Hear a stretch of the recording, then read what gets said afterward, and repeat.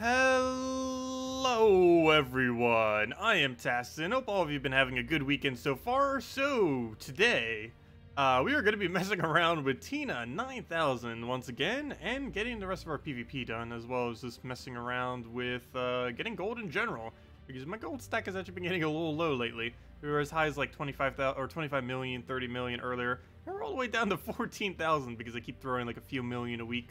Plus, we haven't been grinding it much lately. So I definitely want to get some of that done. Probably throw some key team, but also going to be messing around with Tina here and there. Should easily be able to get the event done, but we also have that extra 5 glory. And while that doesn't add up to be a lot, it's still a little bit extra. The Phoenix for the next 5 more days. It doesn't have a timer on it, but it said 6 days yesterday, so I assume that means 5 more days now. But, you know, I like the extra 5 glory for a little bit of time in PvP, which also means it'll run into the beginning of next week, too. That should be, what, Wednesday? Math. Summer's around Wednesday. Actually, Thursday. Yeah, end of Thursday. Since it started on Friday. But anyways, we've still been using pretty much the same team for... No, not the Dragon's Eye. We've still been using pretty much the same team for this. We have been messing with some other options, but there really isn't that many other options. Basically, Mountain Crusher, Tina, second slot, Tesla, and Dracos. We have tried some first slot ones, which have obviously failed most of the time. Though this one that was suggested with Entangled does kind of work, because they can't really hit you back that much. And you have all the cleanses, so you don't even get entangled yourself or anything like that onto the first slot. Like stun gets them removed because of the bless immediately onto it.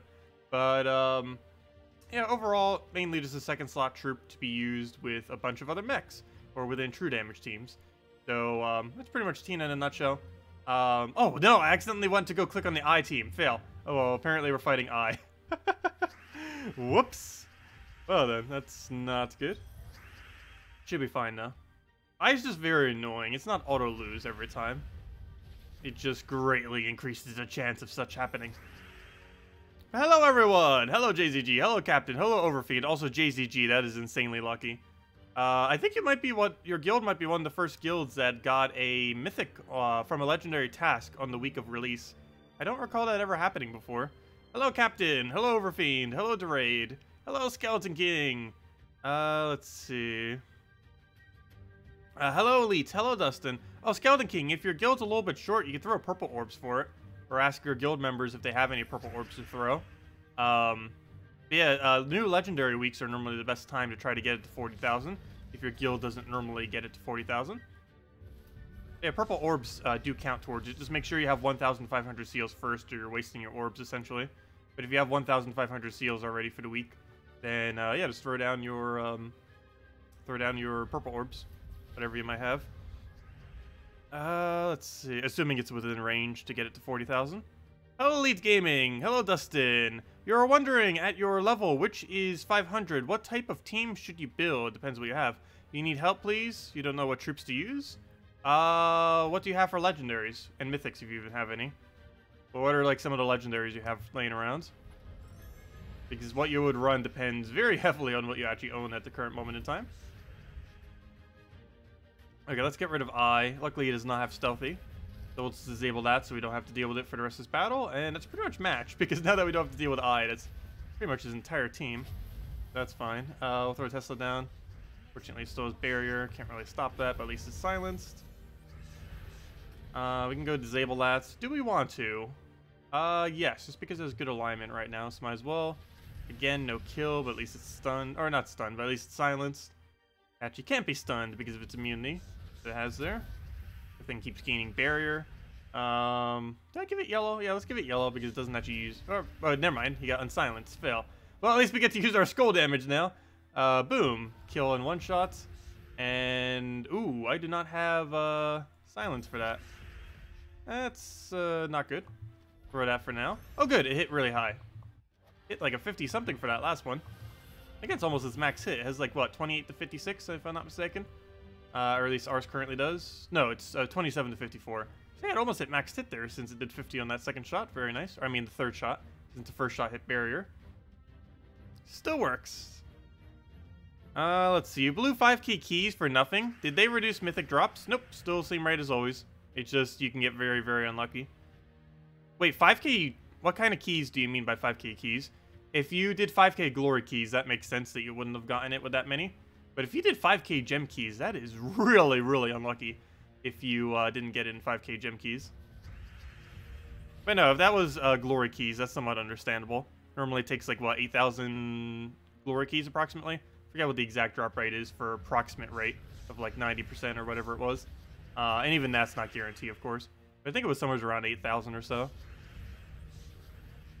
Let's see. Hello, Kraken. Hello, Techni. Hello, Lemmy. Hello, Ben. Hello, Pitpap. Hello, Wumbuchi. Hello, Starlights. Hello, September Bluck. Hello, Dustin. And hello, everyone else. Welcome. Okay, take our green. Hopefully that'll hit first slot so we don't have to deal with his... Actually, might as well just take a skull. Yeah, we'll take skull, get full mana on Tesla, get an extra turn apparently as well. Who do we throw first? I kind of want to just throw this because it will kill out first slot, but any other one's going to hit weirdly. We'll do that. Tesla, dead. Hello, Dust Angel! You went through 30k glory once and got nothing. Glory keys are a, yeah, glory keys are somewhat bad for getting mythics. The drop rate is, what, 0.001%? It's about every 10,000 keys. Like, every, like, 8,000 to 10,000 glory keys is, like, one mythic. It takes a lot of them. Like, our entire stack of glory keys right now would basically just be one mythic. And potentially, it's not even guaranteed, of course. Oh, I should have silenced Dragon's Eye. Whoops. I don't know why I went to silence him. The only thing that's threatening there is Dragon's Eye. Oh, that's a slight fail. Oh, that's even more of a fail. Just kill Tesla. Well, it didn't kill it, but you know, it's a dragon now. As long as it doesn't get rid of Tina, we should be fine. Good. Well, so far, so good, kind of. I just need to kill out my first slot, and I need him not to transform Tina. Well, all we have left is Tina. So now we know what it looks like. Does this have a team of Tina? Kind of. Okay, we'll go and... Oh, I wish that skull hit was enough to kill. Okay, we'll have to throw Tina there then. Nice, it hit Hero. Come on, Hero, go down. All we need is a nice skull. Better to get this casted. Do I have a drop for that? No, I do not, but I can just take the mana. So we'll do it that way. Doesn't really give us much though, unfortunately. That mana we didn't really need. Do I even protect its armor? Doesn't really matter if we do or don't. We'll do just in case though. Do that. Unfortunately this can miss, but hopefully it won't. Alternatively, we can just take a skull and then cast, and there's no way we could possibly miss. Now it wins. There we go. That was a weird battle. But then again, almost all I teams are weird battles. They're not necessarily hard, they're just super ridiculously annoying, and they normally slow down your rate of win rate, which makes it not worth battling them. Hello, Mr. Jesse! Welcome! Let's see. Guild keys drop for mythics are good. It depends how high you have them upgraded. If you have it 20,000 or higher, or if you have it 20,000 to 39,000, or, you know, if you have it above 20,000 but below 40,000, they're basically like glory keys. And if you have them at 40,000, they're essentially like gem keys. So once they're like gem keys, they're pretty decent.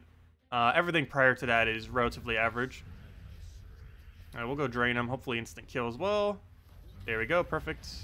Very rarely does it get it, but whenever it does, it is very useful, that is for sure. Just a free kill for nothing. Not even really expecting it most of the time, but whenever we get it, it does make it easier to kill with these things. Because both Tina and Tesla like to concentrate their damage. They both technically actually lose damage as there's less troops onto the opposing team. But they do concentrate their damage more. So each individual troop will take more damage, but their overall damage is technically lower. Because the lower the armor is within the battle, the less Tesla does. And the less troops there are, the higher chance there is that Tina overshoots her ability and doesn't do as much damage. Or hits the same target multiple times and just doesn't do damage. Thank you, Humberto. You asked you what legendaries you have. In Mythics, you have Infernus, Yagwe, Champion, Gorgotha, Tesla, and quite a few other legends. Do you have Queen Titania? You can run, you can just run Yagwe, Queen Titania. Is normally pretty good. Yagwe, Tapon, or actually, Hero in first slot with Mountain Crusher. Followed by Yagwe, Tapon, and Queen Titania. Alternatively, you could also, if you don't happen to have that full combination, you could go something like a Gorgolfa tank version of that if you have it all traded. Gorgolfa, Yagway, Queen Titania, and one red mana generating troop. Really just depends what you want to run. Maybe Hellcat or whatever else you might want to put in there. Maybe even Flame Troll or something, since you would need to cover blue. Other than that, you can run entirely around Infernus with either Yagway and or Queen Titania, and run something like Gorgolfa, Yagway, Infernus, and then Hero, so you gain EXP with some kind of supporting weapon to give mana, like Anu Scepter or something. And yeah, those are the first things that come to mind based on that list. It's definitely plenty of options. But you'd most likely want to build around Yagway, Queen Titania, or Infernus, if that's what you have. Either Gorgolfa, Infernus, or Yagway, Queen Titania, or even both. Just combine all that together. Just make sure you have another mana generator. But likely Hero, just so you gain Hero class EXP for free. Hello, Izzo! Hello, Zeddicus! Welcome, welcome. Hope all is well? Yeah, everything's been going pretty well lately. And good morning. Let's see.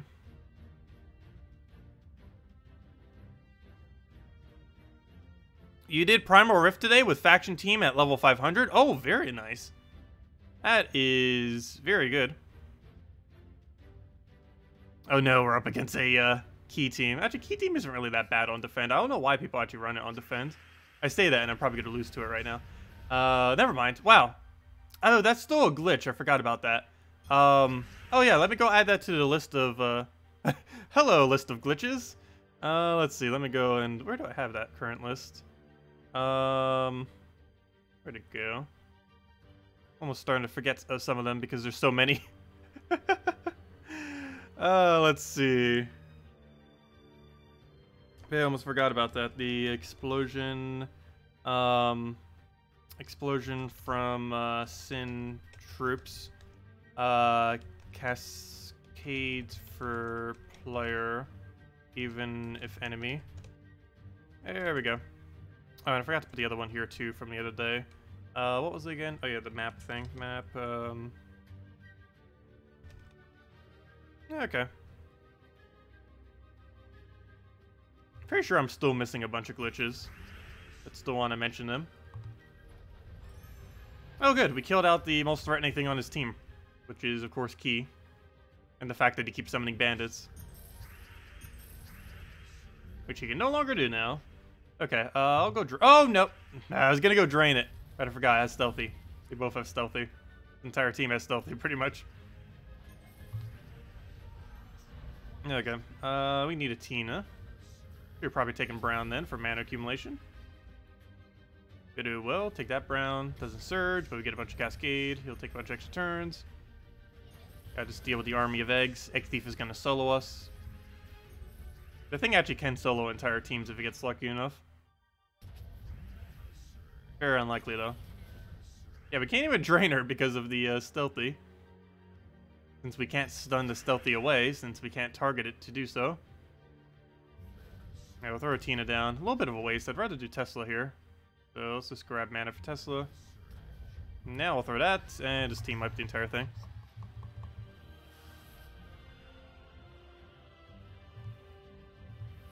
Let's see. Just bring a Dragon Eye in there and transform everything. Yeah, pretty much. You can get away with that in almost every game mode, other than, like, towers. Just because they all have immune, of course. That'll be slightly less viable starting next patch, however. As was mentioned in Spore the Threads and stuff, Blessed is getting immune to transform next patch. Which should make it the only means of having immune to transform in the entire game, not counting that indestructible trait. We already have that pet maxed out. Or I believe I do, let me double check. I'm like 99% sure we already have it maxed, but just in case. Yeah, we already have it maxed. I already knew that. Oh well. Keep getting so many repeats. But that's mainly because we have almost half the pets maxed at this point. Okay, we'll scrap that for now. Oh, we're frozen. On some useful colors, too. Hopefully he gets cleansed the next turn or two. We'll stick some brown for now, throw an explosion, go from there. Good, he's cleansed, perfect timing. Didn't get an extra turn though. I don't think we have to drain anything yet. I'm just gonna go for skull there. Ooh, that just did a lot of mana. Pretty much got his whole team up. Ow. Okay. What do we do now? Take that over. Oh yeah, oops. Normally you shouldn't do that because it has freeze. But this does have insulated, so we didn't get frozen. But I almost just lost our turn by doing that. But luckily, that hero class does have immune to freeze. There's a few hero classes that have immune to freeze, but that's the only one that naturally always has it. Technically, everything that ever gets the water tree also has the possibility of having it as well. So things like the Spear, Sun Spear, hero class, and Frost Mage also have immune. Though Mech is technically the only one that naturally 100% of the time has it, regardless of if you set the perk or not. Oh, that skull actually wasn't enough damage, even with all of our bonus. Wait, does Razor Armor hit through Entangle? I believe the answer is no. But I actually completely forget. Yeah, the answer is no. That's unfortunate. Wait. It does. Huh, that's interesting. I'm pretty sure that just hit through. Let me double check the replay. It seems you have to do at least 1 damage. But what else did we have that could have done damage? There. Let's see.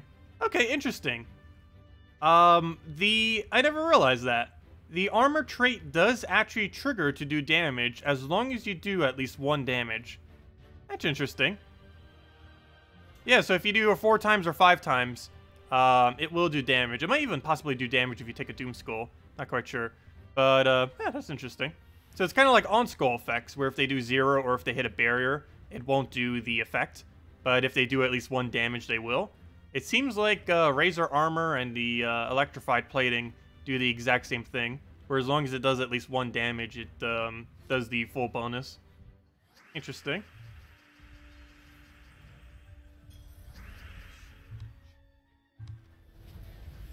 Well, that makes it slightly better against Entangle, or while entangled.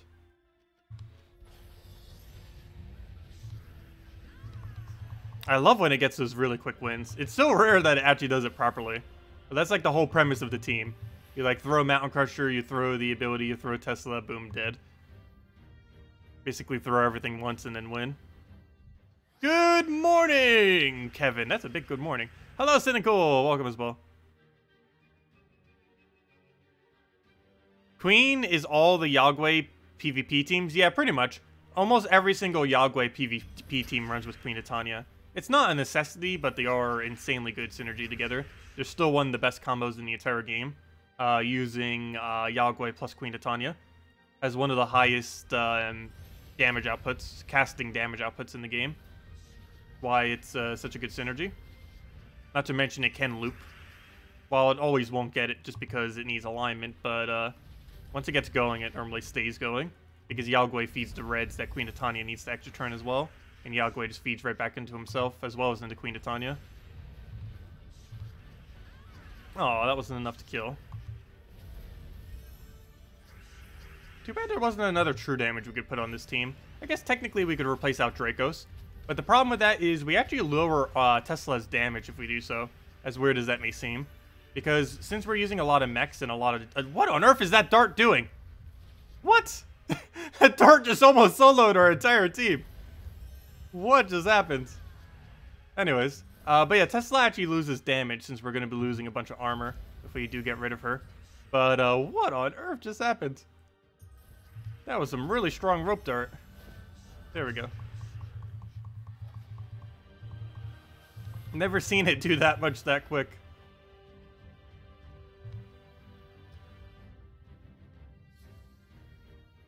You tried the 500 Sea of Sorrows Delve team and laughed and cried how bad it is? Oh, yes. I'm pretty sure, as I mentioned earlier, level 500 Sea of Sorrows, I believe, is the hardest level 500 faction in the entire game for pure faction. You basically have nothing to use while the enemy can just one-shot you with true damage. The legend can basically triple kill you, unless you have enough stats, in which case it'll only single kill or double kill you. It's almost guaranteed getting a kill every cast, essentially. Even with really high stats, that could still happen. Because if it hits a troop and then hits the adjacent, you're just going to die to it. Okay, let's try our 25% here. We didn't get it. So it did literally nothing since it has Impervious. We can still instant kill it, though. It just didn't trigger there. And there we go.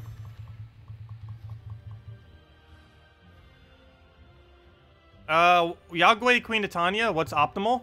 There's a couple different ways to run it. The most common, or at least the strongest that I'm aware of, though some people don't have the other weapon for it, is Flameifer as Titan hero class, or any hero class you want to level, followed by Yagwe, Tapon, and Queen Titania. The alternative to that is put Gorgoltha in first slot. The other alternative to that is Gorgoltha, Yagwe, either Tapon or Hero using a mana generating weapon, and then Queen Titania. And those are most of the main options that you have to choose from. As long as you have proper mana generation for them, it works. Oh, and Alchemist Moneylender. Alchemist Moneylender, Yagwe, Queen Titania. That's the other one as well. That one's also super cheap, but it doesn't use Hero.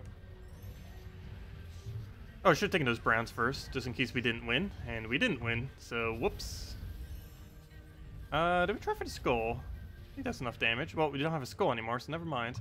Let's go and get a kill there, or at least the disable. And just kill it with Tina.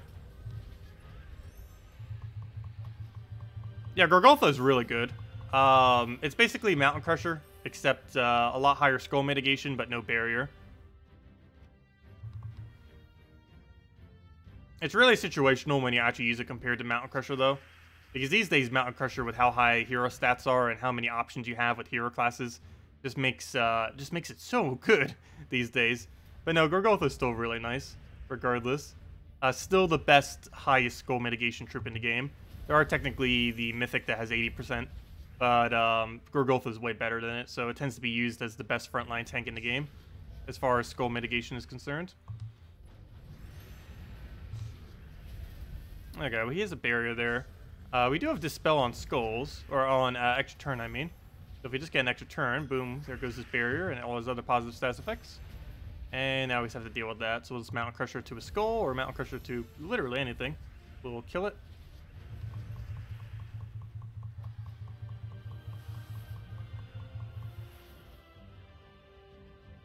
Yeah, it's almost, you can almost always interchangeably replace Gorgoltha with Mountain Crusher, or vice versa.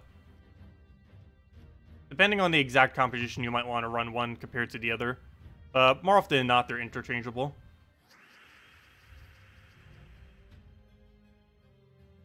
What do we take? Just grab a red here for now. I do actually have my bonus set to red. And that's mainly just to make sure Tesla gets up a bit easier. Okay, so that's not enough to kill, but we just need either of them to cast, and it should be. And that should be matched, unless it trolls us. Oh, it trolled us. That's really annoying about Tina. She does preemptively choose her targets, and it is possible that she keeps targeting the one that has already died. Doesn't always do that, but it can happen. Will there ever bring back Divine Protector, Trickster Shot, Flame of Fire, etc.? Yes. When they'll do it, I have no clue, but it is within their plans to eventually bring back most of the old event weapons in some way, shape, or form. When on earth they're doing that, I have no clue. Something they should have done years ago. But, yeah, we don't really know. Hopefully it'll be sometime very soon. It is definitely not next patch, I can tell you that. But, yeah, hopefully soon, TM. Okay, we'll go and take our yellows. Grab all that, get an explosion. Actually, did we Tesla here? That should be enough. Yeah, it is. What about VIP level donate? Any recommendations? What do you mean by that? As far as, like, optimal ways to get up VIP? As far as getting to VIP 3, which tends to be the place where most people stop, which I believe is $30, I think it was. The best way to do that is just buy Death Knight armor. The best way to get $130 spent on the game, which is required for VIP keys, which are good for obtaining mythics and stuff like that, though it's not really necessary. These days, gem keys are almost better than them. But if you wanted VIP 5, the best route is the Death Knight armor, of course. Followed by the... Actually, what even is the optimal route these days? Because they keep doing those $5 things or those $2 things and other stuff that are sometimes good to go for. Actually, it's a little bit more complicated than normal. But I would say it's probably definitely Death Knight. That's without a question. Death Knight armor is insanely good. But the Death Knight armor pack, probably followed by that Mythic pack, the one that gives all the gems. The Path to Glory, I believe it is. I completely forget what its name is. But the one that instantly gives you all the loot and it has some gems in it and a bunch of other stuff. That one's pretty decent. Has an automatic mythic as well. And other than that, for covering the last 30 that you would need to do, you would mainly throw it at those $2 deals, $5 daily gems. You could possibly do it on Ring of Wonder, which is the $20 thing that lasts for a month if you're planning on playing a lot in a month, and stuff like that. Yeah, Path to Glory, that was the one. Yeah, it's pretty decent. I personally haven't gotten it because I was way, way above needing it by the time they ever released it in the game. But, no, Growth to Pack, not Path to Glory, my bad. This one right here is what I was referring to. This one that has the Guarantee Mythic and all the gems. It's like, what, a little over 1,000 gems, and the Guarantee Mythic. It's pretty much instant. Of course, that Mythic could potentially be bad, but it's a good way to kind of just get started with everything. But yeah, things like these days are like some of the best deals. Unfortunately, they're very rare. They seem to only come out whenever they add a mythic to the game and very occasionally at other instances. But sometimes those have been pretty good value compared to all the other purchases within the game. What am I looking for? Go back to PvP. But yeah, I should probably do an updated video on like what to spend money on. Though I'm pretty sure the previous video I did on optimal money spending is still relevant. Because not much has changed other than them running the daily deals constantly that they've been doing recently. Or not, I keep calling them daily deals. I mean the weekend-long deal things, whatever they're called, the flash offers. Not the ones whenever you get a legend or mythic, but the ones that occur like whenever they actually add a mythic. Ones that are super cheap. Okay, throw that down. Oh no, gotta deal with bandits. We'll throw that down for now. We'll get all of our mana back again. You can finally make a full team of Possessed Kings. That is a lot of Possessed Kings. I believe I still only have one. There are some teams that actually do run 2 Possessed Kings. Oh no, what is with Rope Dart today? Since when did Rope Dart just become the best weapon in the game? That's our first loss today, and the other previous Rope Dart went crazy on us as well. Yeah, I told you it's good on defense. We were talking about that yesterday with Rope Dart. But today, it's just gotten way better all of a sudden. For no reason. One of those old event weapons as well, unfortunately. Yet another one of those old event weapons that are useful. It's actually a really interesting weapon. It's also the only weapon that has a perk that gives it extra turn. Surprised they haven't used that for more. There's actually several perks that only one weapon has. There's actually a 20% instant kill chance for weapons as well, but only one weapon has it, and it's a pretty irrelevant weapon. There's a lot of interesting effects for weapons that they barely even use. That would make them a lot better if they actually did start using them. Are we about to die to a peasant? Looks like it. Yep, we just lost our hero to peasant. Good job. I go throw that down. It's not that big a deal though. I'm not even gonna bother mana draining him. That's kind of pointless. Not a single thing he could really cascade anyways. Try for the red there, didn't get it. Take the other red. Come on, Tina, get mana already. At this point, I might as well just go for what's her name. Okay, hopefully this first hit will hit enough to one-shot him. Yes, it does. Perfect. Downs both of them.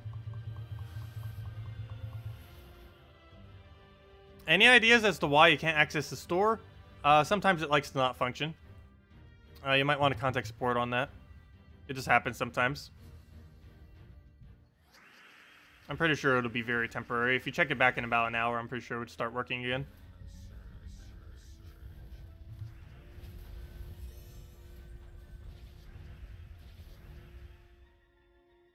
Let's see.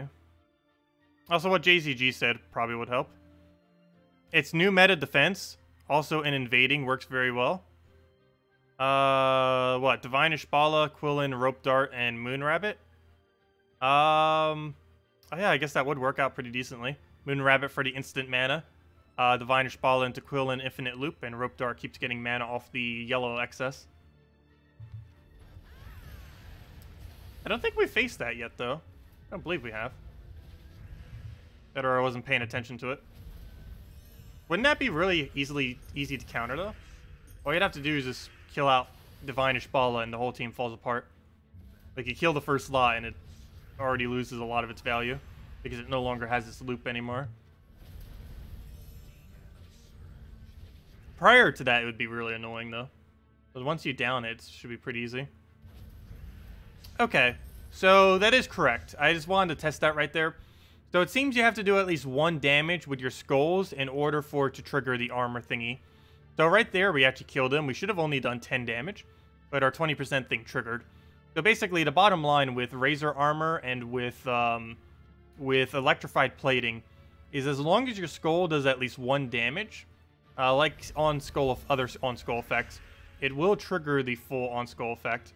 So, you know, all you have to do is 1 damage, and we will end up getting 108, or 9. Yeah, 109 additional damage off of this. So, even if we're entangled on this, and we just take an extra turn skull, we just ended up hitting, since we get the extra 1, that would be 110 damage off of just that, even though we don't normally get to use our skull value. That's kind of interesting.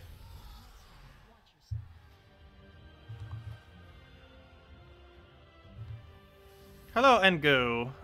Can you teach you how to play Marquee? You don't have any tips for this game. Or how to get Marquees. Generally, trying to get into a better guild is the best way. As far as trying to get into a better guild, one of your best bets is to get level 10 All Kingdoms. Then that gets rid of one of the biggest early game gold expenses that you have. You can do this by playing a bunch of PvP. After you have done this, you're going to want to try to find a guild that has as high of a gold requirement as you're willing to do per week. Maybe something like 100,000 or 150 or 300,000 or 500,000, depends what you are capable of doing. That might seem like a lot, but after you've gotten every single kingdom to level 10, you don't really have that much of a gold expense. So pretty much all your gold could just go into the guild. But basically, you want to try finding as high as a requirement guild as you can possibly do, realistically, every single week. And then you'll just naturally get a lot more keys, because that will start bringing in keys every single week through your guild tasks.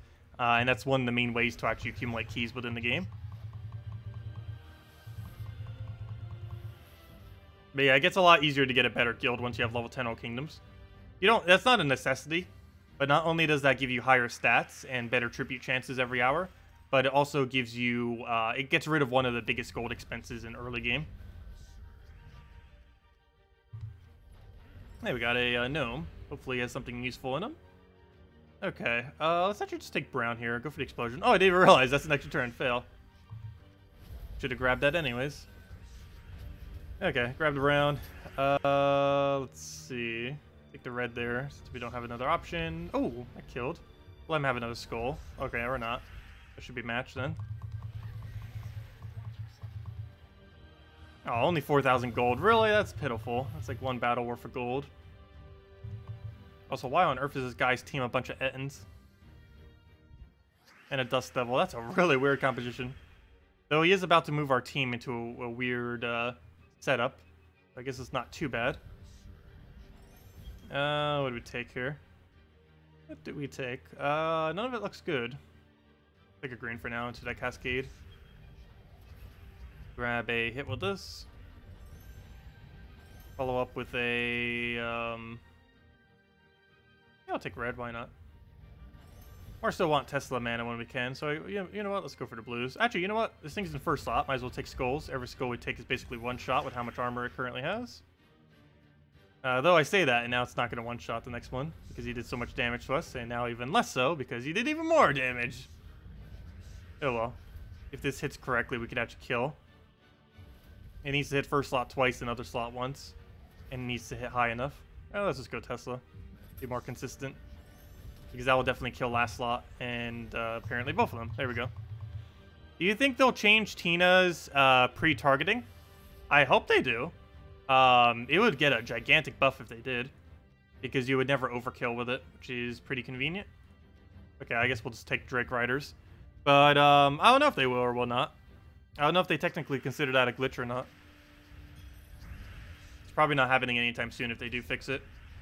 I could almost guarantee you it won't be in next patch. They are aware of it, though, because some other people already mentioned it to them. Or I assume they have. I haven't yet. I go throw a Tesla down. Now we just have to deal with those two again. But yeah, I'm pretty sure by next patch, not this upcoming patch, but the patch after next patch, if they're going to fix it, they'll probably fix it by then. But that's a while from now. Tina is going to be almost irrelevant by then, as far as people thinking about it. But yeah, it could be months before it gets fixed if it does get fixed.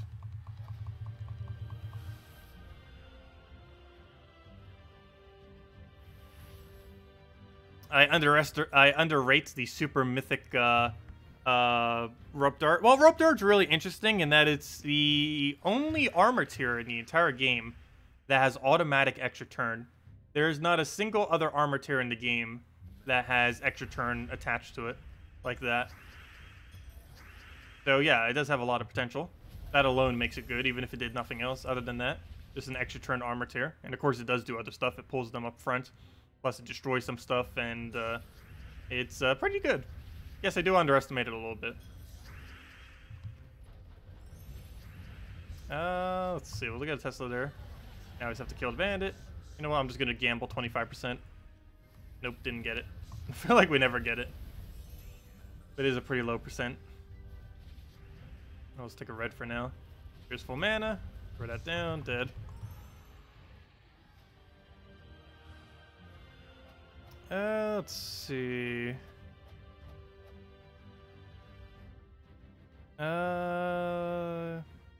Is Tina worth the absurd amount of keys you will have to spend on it? No. She's not worth the absurd amount of keys you need to spend for it. If you have more than half the mythics in the game, probably. But if you don't, as I mentioned earlier, it's probably worth skipping. It's not a must-have mythic, that's for sure. It's just one of those things you kind of run for fun. I personally don't really feel like there's anything that's going to be too viable for. The most viable thing it's going to be used for is PvP, and even that it doesn't really do properly. Still good for PvP, it's just compared to the quickest teams in the game, it's definitely slower than them. Only reason we're even using it now is just because it's new, and it's definitely fun to mess around with. Plus we have to do so anyways for PvP this week. Go get the event objective done. But, yeah, other than PvP, there's not really a single other aspect of the game where you'd use it. You wouldn't use it for pet battles, you wouldn't use it for challenges, you wouldn't use it for Explore, you wouldn't use it for Delves, you wouldn't use it for Tower of Doom. I guess the only other thing you may possibly use it for is Guild Wars, though I have not obviously tested it for Guild Wars yet since we haven't had Guild Wars, so we don't really know how it'll fend. It seems like it'll be a little bit inconsistent, though. It's the same reason why Ketris and stuff doesn't normally get ran in Guild Wars. That's an interesting team. Isn't that the exact team someone was just mentioning as the new defend team meta? Except it's except it uses what's his name in first slot, Tina. I should say her. Right, there goes the rope dart, and then it just instantly kills our thing. Interesting. Huh. It is actually an interesting combo. Because you get that extra turn and then you instantly go right into Divinish Follow Skull Spam.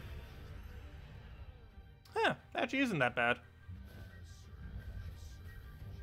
Very interesting. Okay. The almighty rope dart of destruction. It is kind of interesting. It just decimated us. Okay. Let's go set as our defend and see what our win rate comes out to be. Oh, what's our current defend? It should be something really weird.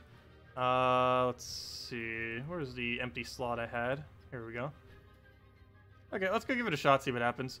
Let's go replace out all this. So, let's go and we'll do the Quillen version. That's not Quillen. How do you spell Quillen? Quillen. No, that's not it. Quillen. There we go. I'll get it right eventually. Oh yeah, Suggestive Troop still doesn't work. Isn't that correct? Yeah, Suggestive Troop is still broken. I don't know why they even have that button in the game. I wonder if they're fixing it next patch. I didn't even bother double checking it on the beta. Because they, I believe, added a banner suggestion now, if I'm not mistaken. That'd be cool if they actually fixed the Suggestive Troop, which hasn't ever been working.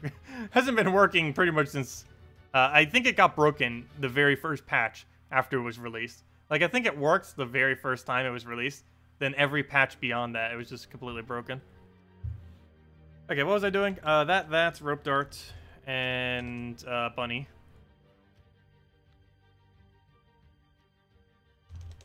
Oops, that's not gonna bring it up. Oh wait, or does it? No, lunar will though. Moon rabbit. Okay, I guess it's a rabbit, not a bunny. Same difference. Actually, is there a difference between a bunny and a rabbit? Pretty sure it is the same thing. I'm actually not sure now. Okay, so what's the other effects that you have? I know it's extra turn. What was the 3?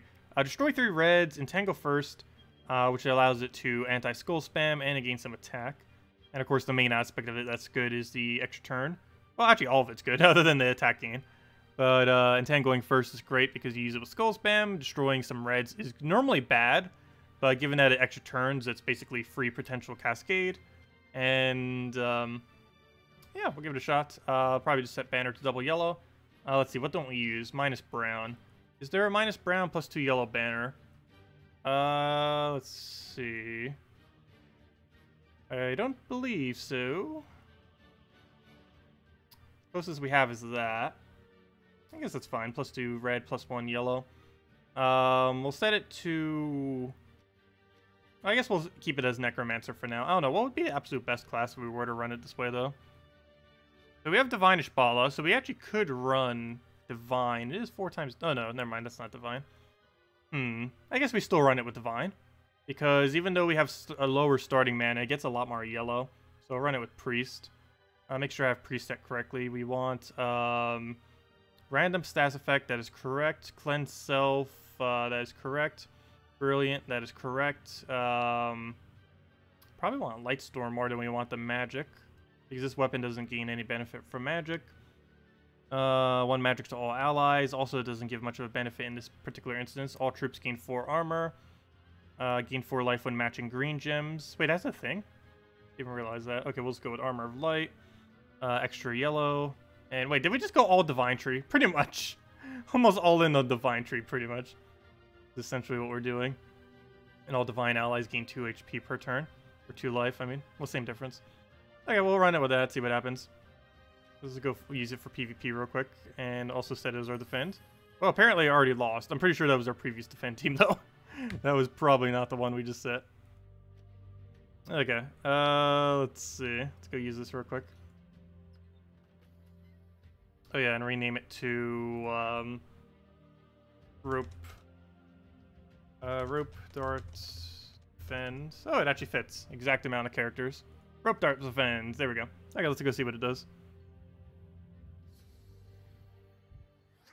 Oh yeah, Frost Mage would be pretty good with this too. I'd rather go for the mana though. So we'll cast this immediately because the AI would probably cast this immediately. Even if it was a bad move. So we'll do that. Take a yellow. Get that down. Let's see. Throw that over. What was this thing's convert again? Let's see if I can remember. Pretty sure it's brown to skull and purple to red. So is that aligned? No, it is not. Neither is Divine Ishbala, so we'll take a skull for now. That is still not aligned. Let me double check. Yeah, it doesn't look like it, so let's take that for now. I feel like the AI would be messing these up a lot, though. Did we go for it? I don't have Rope Dart up yet. I guess we'll just take mana for now. Now we have the Rope Darts. The mighty Rope Dart of realigning everything. So it does get rid of some of our reds, though, which is a little bit inconvenient. But there's going to be so many of them once we actually cast this thing that it wouldn't really matter much. Just prior to that, it doesn't really have that many. I'll go through a Rope Dart real quick. Just move it. If anything else, it moves the board a little bit, so we'll hopefully have alignment, which it does not do, unfortunately. But we'll just throw the combo. Even if this misses, we could do it into our next turn. It should have alignment on it. How do we still not? Okay, we'll throw this down on... We just take it for the skulls. He has such low stats, we might as well. And then we'll throw it in again. But it didn't quite work out that well this time around. We'll give it another shot. Alignment, where are you? We don't have you, do we? Nope, don't even have it on this other cast either. What a horrible ward. But I will throw this down. That should be match.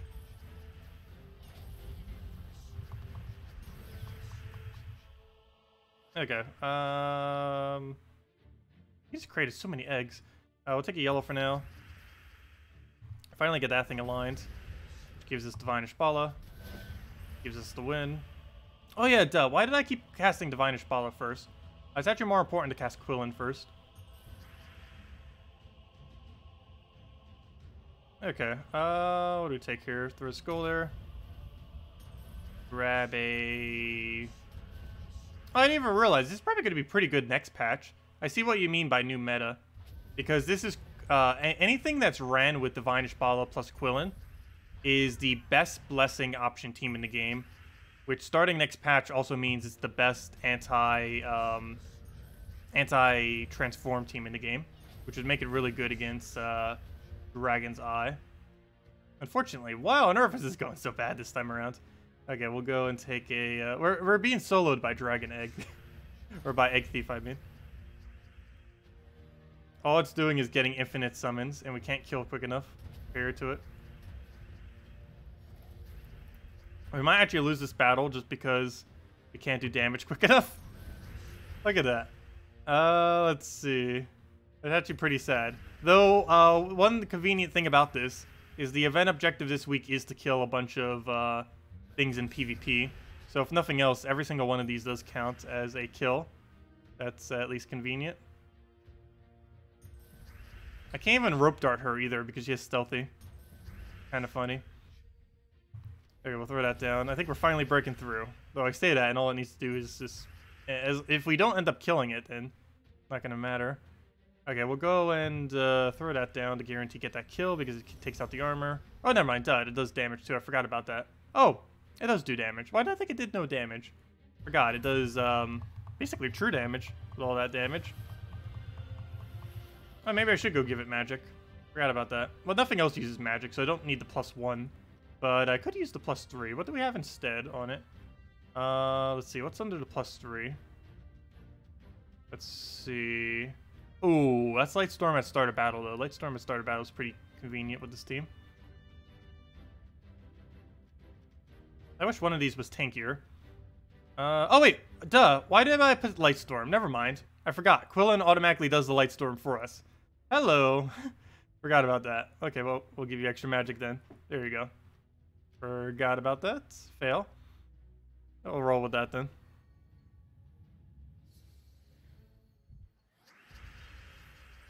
Okay, can we do anything from the start of battle? No, we cannot. So let's take a skull, throw a convert here.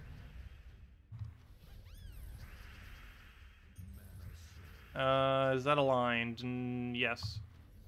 So do that, get over mana back, get rope dart, get everything.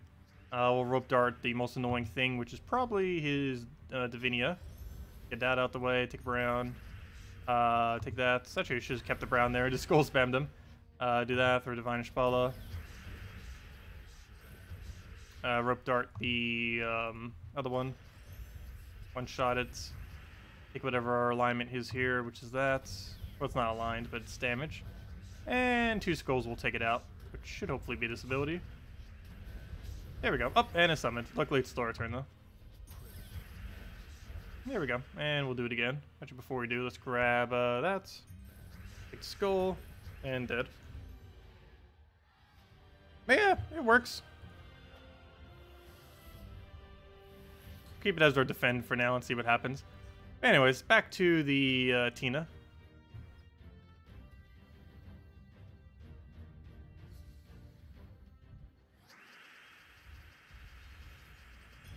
Okay, we'll take a brown. No, never mind.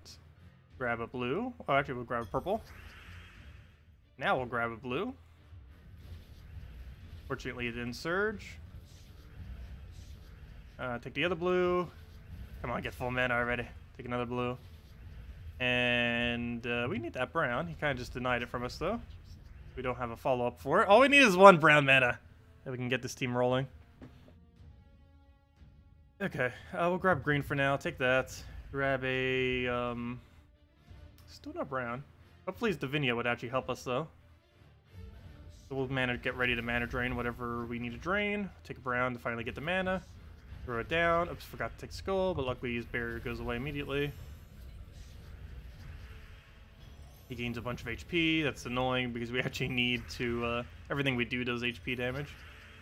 Almost go silence that just in case, but we'll wait on it. Get Tesla down. Take that first, though. Take that as well.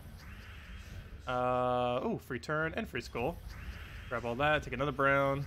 Take another. Can we stop getting extra turns? We have the inverse problem now of getting too many extra turns. That actually is a thing.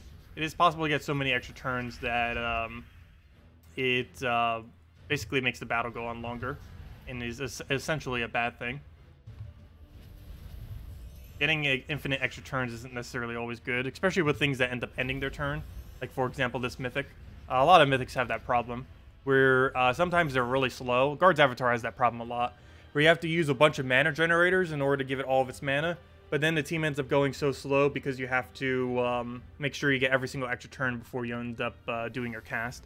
So even though sometimes they might be able to get quick kills, like Guard's Avatar one-shotting or two-shotting, or more so two-shotting, you have to worry about the whole extra turns remaining on the board, because if you don't, then the enemy's just going to take them all.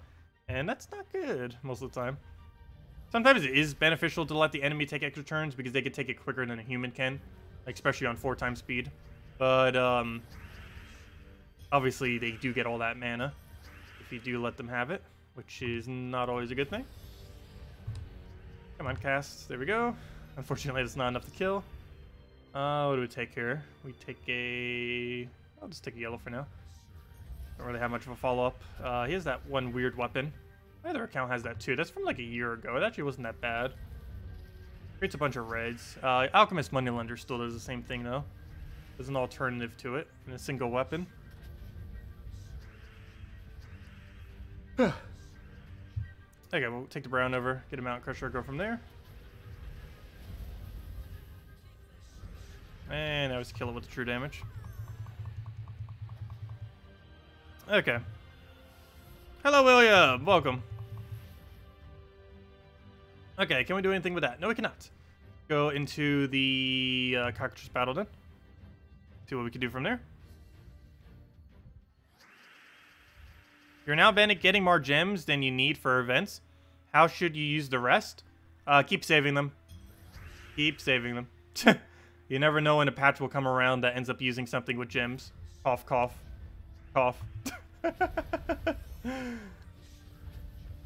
But yeah, you never know when they might add new features that end up requiring gems, so it's always good to keep a reserve of tens of thousands of gems, just in case. Not saying next patch will require that many, but it's always good to have at least like a 10,000 reserve, if not more. Let's see. You don't need to have that big of a reserve, obviously, but it's helpful, just in case. Buy diamonds for Soulforge? Yeah, you could start buying if you really needed diamonds for full completion. That is technically something you do. That's something I did initially, but then stopped doing because then I realized I have way more diamonds than I'll ever need. But yeah, you could throw the 50 gem pack for diamonds every day if you're still trying to get every mythic in the game, and that will speed it up slightly. It'll cost 300 diamonds a week though, or more than that, 350. Well, you're already going to throw it at 50 on Sunday anyways, but it will cost you additional 300 diamonds per week. But that is something that you could start putting it towards if you don't want to necessarily save them, since it'll bring you closer to getting every mythic in the game at a quicker rate. Oh, you already do that anyways? Well, yeah, just keep hoarding your gems then. Because you never know when you might need it to immediately get a mythic off of gem keys or VIP keys. And you could also use it for new content whenever new content comes into the game, like new game modes or new features that cost gems and other stuff like that.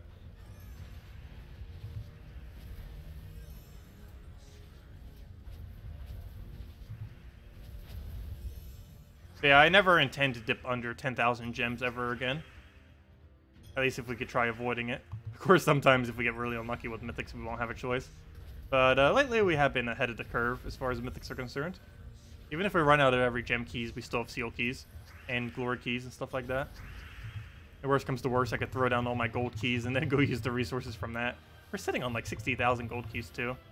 While it's hard to tell exactly how many resources that is a lot of gold, a lot of gems, and a lot of glory.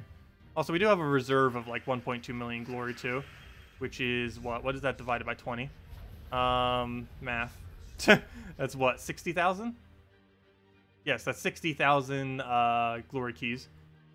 That means we have like 70,000 glory keys right now. if we were to use all of our glory. Oh, why did I do that? I should have waited till we cast a firebomb. Now I need to go get its mana all over again just to kill it. Oh, there we go. That's convenient. Yeah, VIP keys are technically better than gem keys if your only goal is to get legends and mythics. You do technically get more drops overall on gem keys by about 3 times as many. And you also end up getting ingots.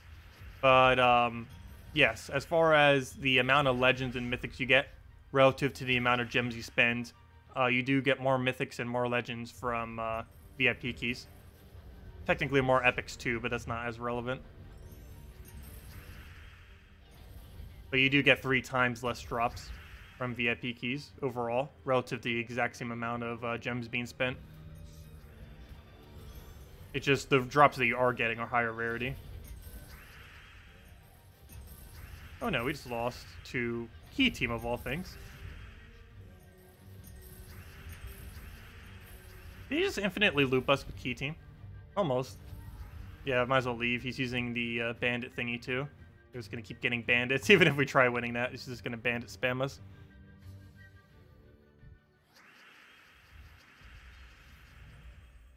You just got the notification I'm streaming and you've been here for half an hour. Yeah, YouTube is pretty bad at sending those notifications. Do make sure you have the bell button, but even if you have the bell button set to give literally every notification for a channel, it still sometimes does not give it, which is really weird. I don't understand what's up with YouTube in that regard. Does he have stealthy? No, he does not. He's using Titan. So we already know for sure he can't have stealthy because Titan does not have stealthy on it. Or as an option. Now we'll throw an explosion again. Hopefully get Tina. Nope, didn't get it. He's about to get Eye on us. Hopefully he doesn't hit Tina. Or Tesla. Ooh, well, he just killed Tesla. That's also bad. Yeah, we'll go do that on Eye. Good. Eye's out the way. One less thing to deal with here. Fortunately, he's getting barrier spam off of Stormheim. Since when was Stormheim annoying? There we go. Get rid of all those barriers so we don't have to deal with it. Throw that down and kill pretty much everything. Unfortunately, one of the shots hit him again. So it didn't get a kill. Or it didn't kill the other one. There we go. Okay, we'll throw that. Get a hit on the first slot, hopefully. Nope. But it killed his only other damage source, so that should be fine now. All we have to do now is throw this. Hopefully get 25%. No, it does not. And now we just need to kill with Tina. Or Skull. Since it's stunned, Skull will also do it. Probably just take mana at this point. And let's match off of Tina. How much money have I spent on this game? About $200 or so. Somewhere around there. I think it's like $250. It comes down to about $5 a month is how much I've spent on this game approximately. If you count the every single day since it started. But, yeah, we can actually break that down exactly, if I'm not mistaken. What is it? I almost forget. I believe it's every 5 VIP points is $1. And we know how much VIP 5 is. So, that's $130. So, basically, all we have to do is divide that by 5. And that's how many... And add that to 130. And that's how much money we've spent on the game. So take 200, divide it by 5. Let's see, and just add that to, what's it called? The 130. Wait, is it only that many? I thought it was a little bit more than that. Oh, no. The cost from, there actually is more than that. What is the cost from... Oh, I don't know how much that is. Let's see. It was 30, 40, 50... I believe it was 60, so we actually have to add about $60 to that. Because I believe that's the difference of 5 to 6. I forgot to count that. So I forget if that was 60 or 70. Might have actually been 70, but about $230 or $240 how much we spent on the game. And if you break that down since we started, it has been let's just say 240. So 240. So let's see, if we go all the way back. We started 2014 November. Let's not count November to start it from December. So what is that then? That is 4 years, the extra 3 months. So that comes out to math, 48, 51. So we divide that by 51. And at maximum, we spent $4.70 per month on this game, basically. That's what it breaks down to. It used to be about $5. I haven't spent much money on the game recently, though. That's because there isn't much of a need to in current late game. And most of the things that are worth buying these days aren't really worth buying in ultra end game, just because you already have basically infinite resources of the things that they try selling. So there isn't much of a need to do so in late game. But yeah, $4.70 per month is how much we spent since we started playing. Around $240 total or so. Let's see, where's Key Team? Let's go take it out on these real quick. Get dungeons done. Okay, we'll grab the gold, grab a brown. Oops, should have taken purple first. He doesn't even grab it. Good job, AI. Take a green. They actually deliberately made the AI dumb to do that stuff like that. It used to 100% of the time always get every extra turn, but then people were complaining that it always did that, so they made it easier. They made it more realistic, like a human, that it would occasionally miss. Though, even though it does that, it makes the AI look really dumb sometimes, because it'll not take extremely blatant, obvious moves.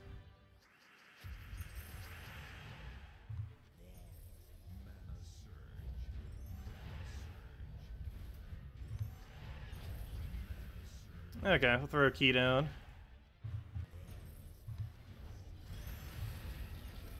Grab another key, and down it goes.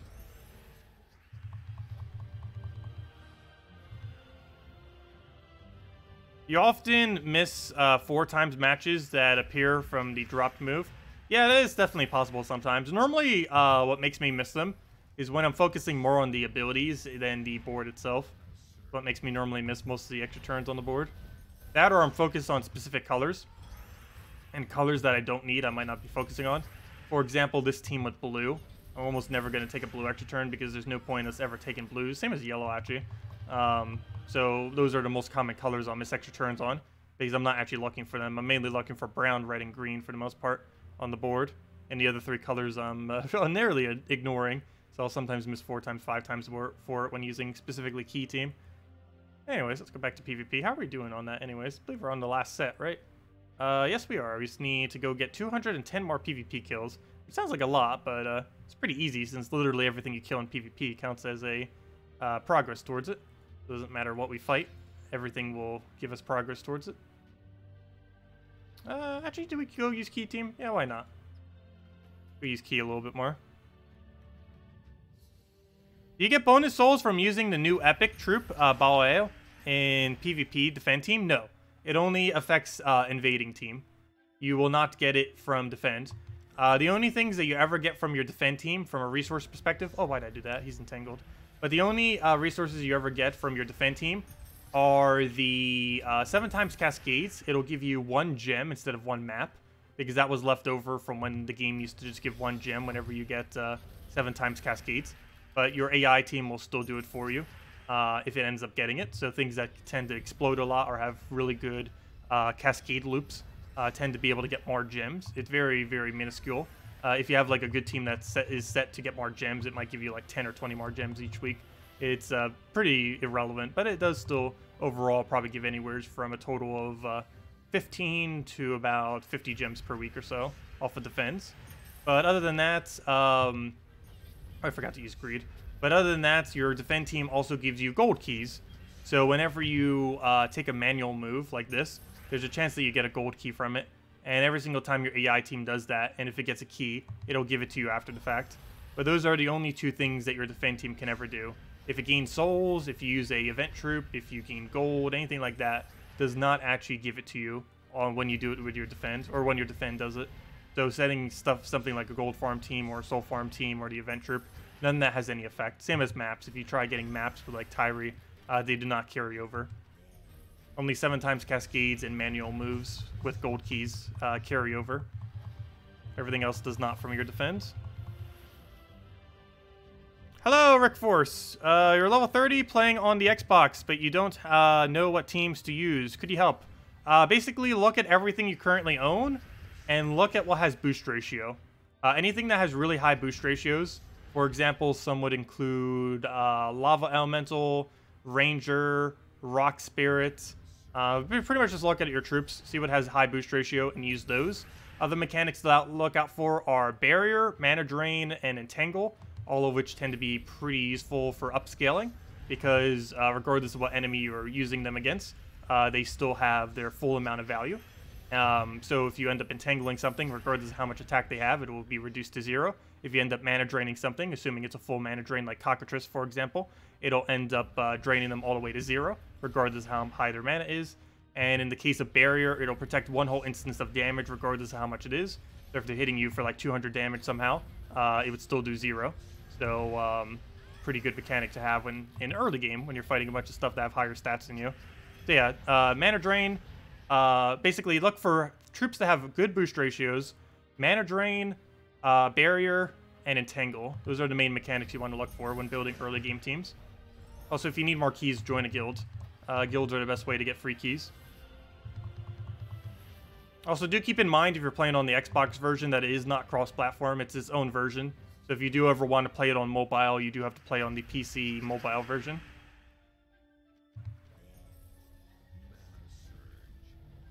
Okay, we take here. Do we even go for the skull? Why not? Just make sure he doesn't get it. He'll just firebomb himself away, so it's fine. Get free loot from this. Yeah, no problem. If you have any other questions, feel free to leave them in chat.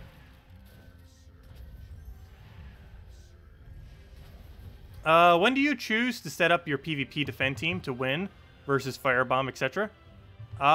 Never. The only time you would ever do that for is Guild Wars. In every other instance, it is pointless. The only reason I'm doing it now is just because... oops, that's not the team I want there. But the only reason I'm doing it now is because I want to see what this thing's win rate is. Because people were saying it's pretty good. But, yeah, normally you want to set your defend team to whatever the weakest possibly is. The only exception is Guild Wars. But as far as PvP defend team is concerned, it's actually better to set the weakest possible team you can. This might sound really weird, but the main reason for this is revenge battles that you get from whenever your defend team loses is more value than if you were to actually win every single defend battle. Which doesn't really make much sense, but that is the way it is. The only other instance you might set a good PvP defend team is whenever they... or whenever you're trying for leaderboard. If you're trying for top 100 leaderboard for PvP, which is pretty pointless because the loot for it is not really that good. But if you are trying to do that, you would need to set a good defend team just to make sure you don't lose as much rating. There is also a chance, something they mentioned in the past but they still haven't done, they might be expanding the reward tiers for PvP. Not the leaderboard, but the normal ones for the standard loot. So for example, currently the tier rewards only go up to 1,900 rating. I believe they're going to plan on expanding this to about 5,000 or possibly even 10,000 in the future. Pretty sure they wouldn't go too much higher than 5,000, but you never know. But yeah, they're definitely going to be expanding at some point. This system that's set up here. It'll be for more loot overall, but they are likely to be expanding it. And at that point, it might be okay to set a better defend team. It might be their final fix that they finally do to actually encourage people to set a good defend team. Because if you end up requiring, let's say, 10,000 points in a given week, you're probably going to want to set a slightly better defend team just so you don't lose as much. As that would take several hours of actually playing PvP to obtain everything if they were to do that. And even longer if your defend team keeps losing. So that might be a thing eventually, but as it currently stands, once you have 1.9k rating, it doesn't matter what you set as your defend team. You can just set the weakest possible thing you want, and it's actually more beneficial than setting something good. As weird as that may seem. Why'd I give him that red? That was within visible sight as well. Good morning, Dekrail! Welcome! You have to play those revenge battles though, right? Yes, you do. However, one single revenge battle win is worth about 10 to 15 defend wins. So even if you're barely playing at all, it's still normally worth taking the revenges. Because one revenge counts at minimum 15 defense, if not more. Because of how little loot a defend win actually gives you. Off of defend itself. They just made revenges like super ridiculously good for loot for whatever reason. That slightly made sense in the past because they used to steal your gold. And then you were basically stealing it back. But now you basically get even more gold than before. Or maybe not more, but you know, you still get it like the similar amount of gold. Yet they're not stealing your gold anymore. So, yeah, it's a lot better. And when I say steal gold, it was just your tribute gold. But they completely removed that mechanic from the game. It's no longer possible to lose your tribute gold. There's a cap to it, but the cap is so ridiculously high that you'd have to not play for like months to actually reach it.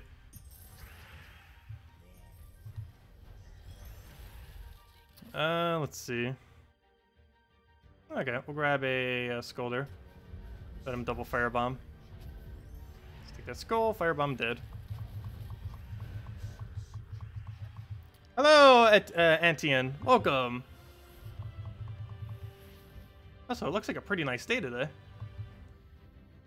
I've been mainly using the treadmill because it hasn't been that nice lately and been so cold outside. But I might have to go for a walk after this stream. Seems like a pretty pleasant day. I just wish there was more places around to actually walk to that were actually decent. Too many major roads as well. I hate having to pass major roads. There's something about them. Because they don't really have good, like, crossing areas. Okay, what do we take here? We'll throw a key down. Get over destroy there, throw in the key. And the 5 damage gets our kill. Perfect. Very easy wipe.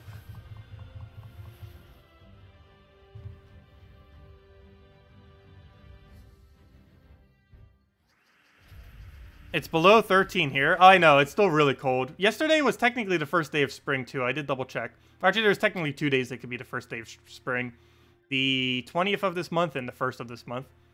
But, yeah, it was technically the first day of spring. I know some places it probably doesn't feel like it. I know there's still snow in a lot of places up north as well. Oh, no, we're not using... we don't have Dispel anymore. That's not good. We actually just lost due to armor.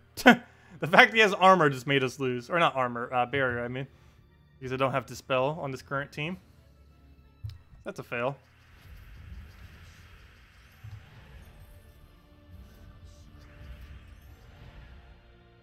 Your defense is Dragon's Eye, Cockatrice, Gimlet, and Sylvania Mora. Aw, why are you using a troll team?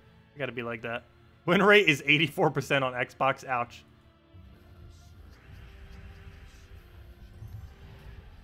Yeah, Cockatrice is an insanely good troop. I'm actually really surprised it's still as good as it is. It ends up getting buffed. They ended up doing a complete Magrim Woods rework, and they accidentally made a couple troops broken, one of them being Cockatrice. And while they did nerf all the broken troops, they did nerf Cockatrice the least, which is kind of weird, because Cockatrice is basically one of the best troops in the entire game now, because they didn't properly nerf it after they overly buffed it, which is kind of funny. But yeah, now the Cockatrice as a rare is one of the best troops in the game. It has Mana Drain, it has Entangle, it has a brown spam as a brown troop, which is always convenient whenever a color can create its own color, especially because of Guild Wars.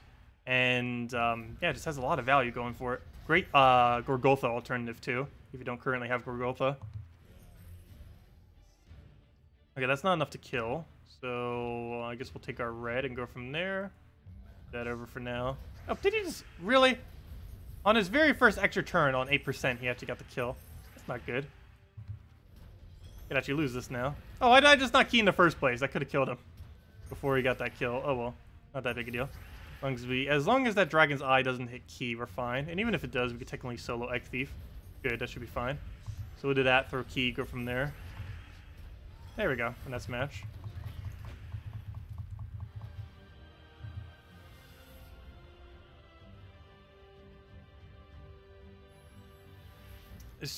Stream Gems of War while running on a treadmill. That's not going to work just because there'd be no way for me to set up... Well, actually, I guess I technically could. Internet connection would be really bad, though, because I would have to use the Wi-Fi. Or then again, I probably have an Ethernet cable that's long enough. We'd probably not do that, though. That would take so much setup. And I'd probably get really tired pretty quick while having to talk while on treadmill. Like, doing one or the other is pretty straightforward. But doing all that simultaneously is not going to work that well. Also, I'm not sure exactly how I would set up the screen to be able to see it. Wouldn't really work. On a tablet or something it would kind of work, but not on a laptop, that's for sure. Anyways, let's go on to the next one.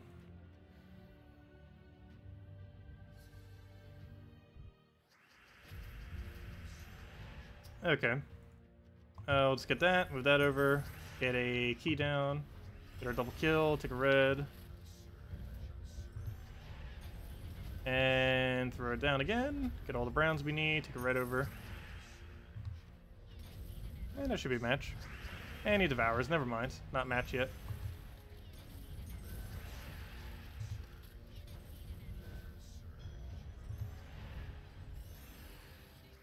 And there we go. Okay, let's go back to Tina.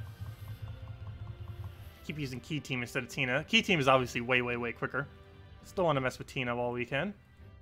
Because after this week, we probably won't be using it too much more. After this weekend. Actually, probably after today, I probably won't be touching it too much. As I mentioned, it isn't really too good for much. The only thing you use it for is PvP. And even that, it's not optimal for. It's still a fun troop, but aside from that, it's not too useful. It'll probably find its way into some kind of mech or true damage team in the future. There just isn't enough options at the moment. Not to mention true damage has still been pretty underwhelming lately. They are making more troops to try to change that, but overall it's been not as good. Like, as far as like true damage, like Meng-like weapons, those have still always been good recently. But as far as true damage, as far as like actual true damaging troops like Tesla, this thing, or Yali, Crimson Bat, stuff like that, haven't been as good recently. Just because HP is increasing way higher than magic is. So we are getting another magic soon. We're getting our first 10-star magic kingdom soon, very soon. By very soon, I mean this month, later this month, as soon as we get Plague Hero class, which is 20-something. I forget the exact date. But in like 3 weeks from now, we should be getting it, I believe. 2 or 3 weeks. I think it's 3 weeks. Hey, Tacet's Gems of War workout plan. Matching gems while walking on a treadmill. How many more event points do I need? Around 200 or so. We could easily get it within the rest of the stream.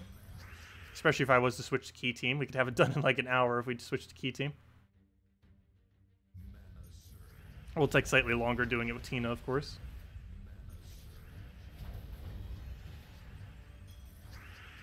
Yeah, we'll throw that down. Hopefully get lucky and kill them all. No, we do not. Okay, we'll try for... Oh, let's take a skull. That's enough to kill. There we go.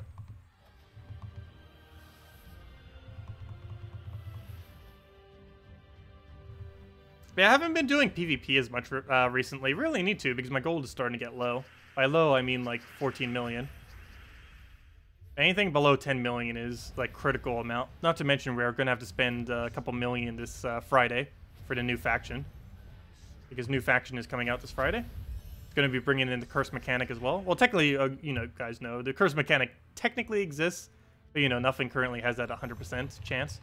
But starting this Friday, we'll finally have 100% chance to curse.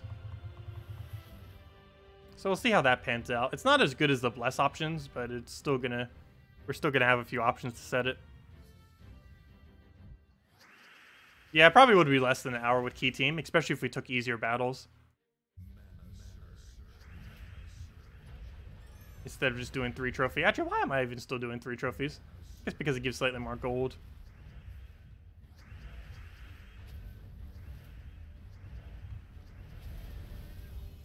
Okay, we do have Dispel, so let me get rid of his barrier. Hit him with a bunch of hits. And just take out that for 5 glory. It's a very small amount, but it adds up.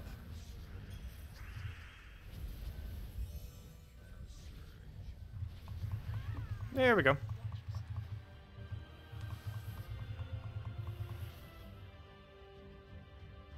Oh no, Dragon Eye with Megavore. It's even worse.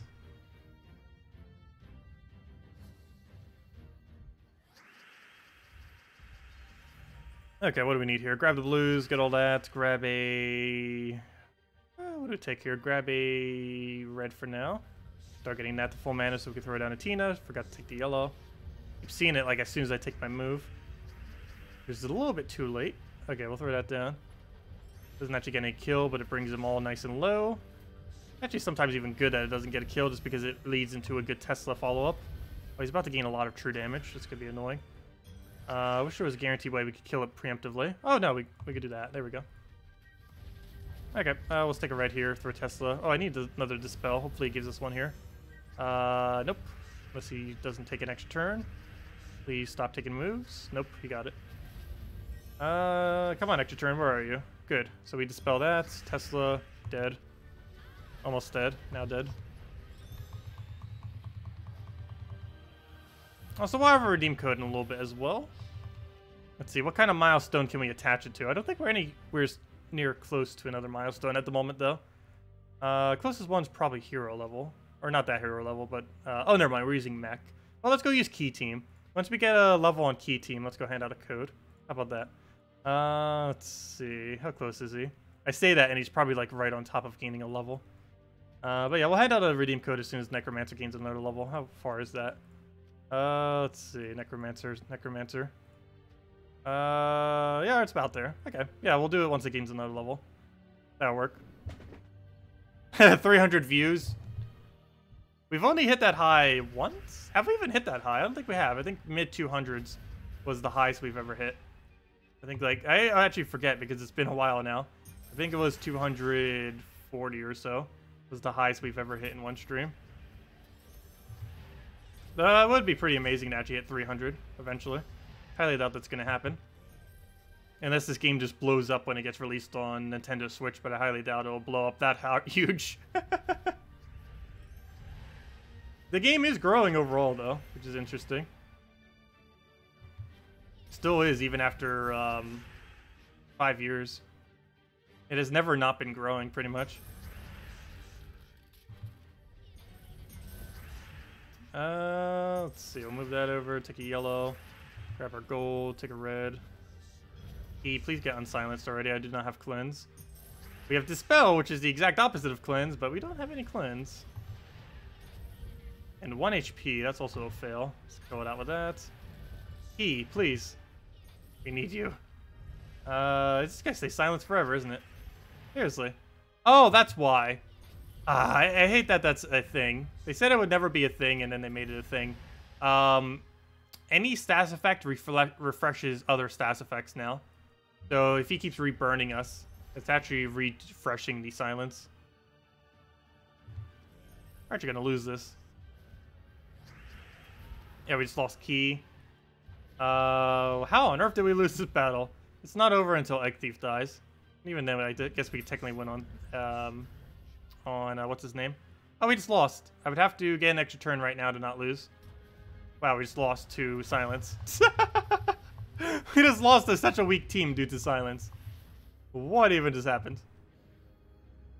Oh, that hurts.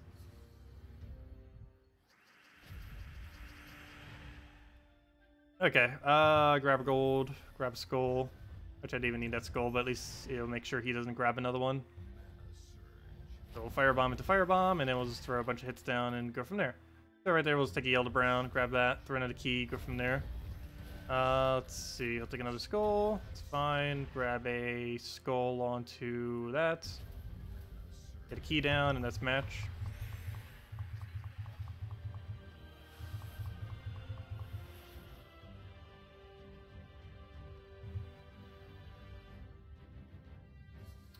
You could probably benefit from doing longer streams. We've ended streams before with like 150 viewers. It happens sometimes. We used to at one point stream for like 6 hours on Fridays and Saturdays. The problem was that was normally too long, especially if they didn't add a lot of content. Or if the content wasn't as good. For example, Tina, which isn't as good as some mythics that they could be adding. But yeah, at one point we used to, but it just became way too long. Now we average around like 3 hours or so for Fridays and Saturdays. It works a lot better for the most part.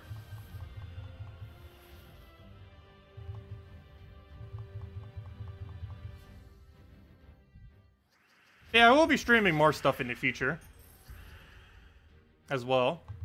But we will also extend Gems of War streams probably more. It just depends when we actually have more stuff to go over. Just as of recently, there hasn't been as many like really huge things. Next patch also isn't going to be bringing anything that's going to be like super gigantic that takes up a lot of time. But if they ever were to start adding stuff, you definitely start doing it more.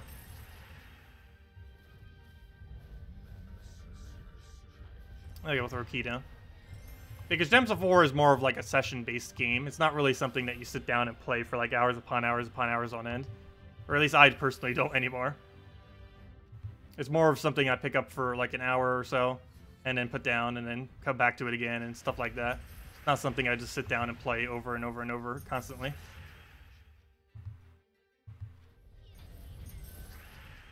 Let's see. I'd get more views if I promoted myself better. That would be a thing. I used to do that a lot when the channel was first starting. Recently, I definitely haven't been doing it as much because I hate social media and everything like that. But probably should do it more. Even if I do hate it, it technically is beneficial.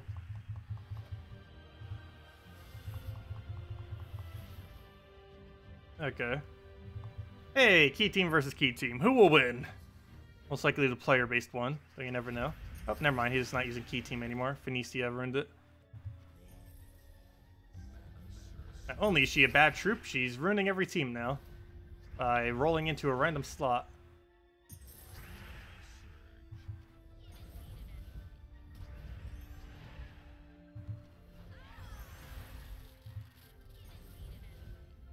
Well, the next main thing we're probably going to be doing for more money is mainly just integrating the YouTube integration for all the donations and stuff. That'll probably be one of the easier ways, so people don't have to pay through Patreon or anything else like that. And it'll also be easier to give various benefits that way too, if it was all integrated into YouTube itself. Because it's a lot harder when people are different in every single location, since most people's Patreon name thingy is nowhere near what their YouTube one is. Let's see. I'll just take that over. Yeah, whoever goes first is who wins the key team, pretty much. Unless you get really unlucky, that tends to be how it goes down. Did he really just summon? Let's see. I'm pretty sure he set literally every trait to summon. Yeah, he has every summon that hero class can have. That's a fail.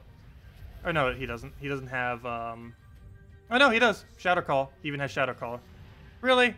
All he did was set his hero to every possible summon. I guess that's helpful because the event objective is to kill a bunch of stuff, but that's still somewhat annoying. Okay, what do we take? What do we take? Nothing's good here. Oh, except for the extra turn. That doesn't actually help us though, but it does do something. We'll take that. Try for the red off the top. Didn't get anything. A lot of this does not look useful. Oh, could have taken a red there though. I'm taking it. Destroy everything. Get a key. Throw that down. Get another bandit to kill.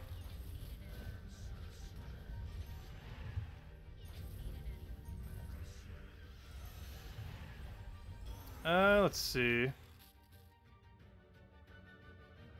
Oh no, I would never make exclusive Patreon content personally. I would never money wall anything I ever do. Donations are always just based on if people want to just help out the channel. I would never actually hide anything behind money, personally. But all content I ever do will always be public, and I would never post at any location prior to YouTube.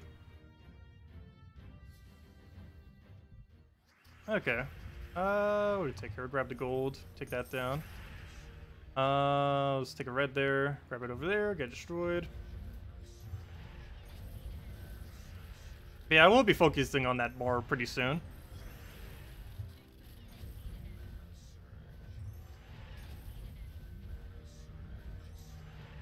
Let's see. We'll get a kill there.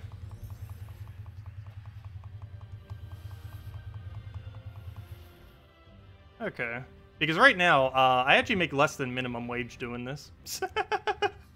Which is kind of funny. Like, any video content I make and everything else technically comes out to less than minimum wage. Not by much. But because it's not by much, I don't really mind doing it for slightly less. Because minimum wage by me is ridiculously low. It's $7.25 an hour. So, yeah. Might as well just be doing this.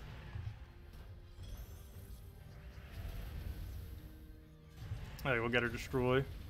And get gold down. Go for our destroy again. Get a key. Let's see. You can't buy the necessity of life with nobility. Well, at the moment, I don't really have high expenses. Like, if I did have high expenses, yes, I'd be doing, like, literally all of this stuff to try to make more money. But at the moment, it isn't as big of a dire need. But I really should start trying to integrate some of it. Because my expenses are pretty low right now, which is why I just haven't really had like a super need to do it, but I will pretty soon, just to try to make a little bit more.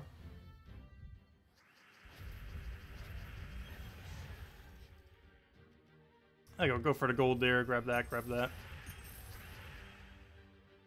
Well, I always go over what time I'll be on again, and normally I say to like the video. I normally forget to subscribe, but that's mainly because I just assume most of the people that keep coming over and over again probably already are subscribed. Did he just double kill us? He did. He's using 7% or 10%. No, yeah. No, 8%. What's this percent? 7% chance to get a kill every single time he gets a kill. It's even lower than Megavore, and he actually got it. Really? Oh well, at least we got a replacement to make sure he doesn't kill Key. He does do that again, and he probably will. 2 7% in a row would be very unlikely, though.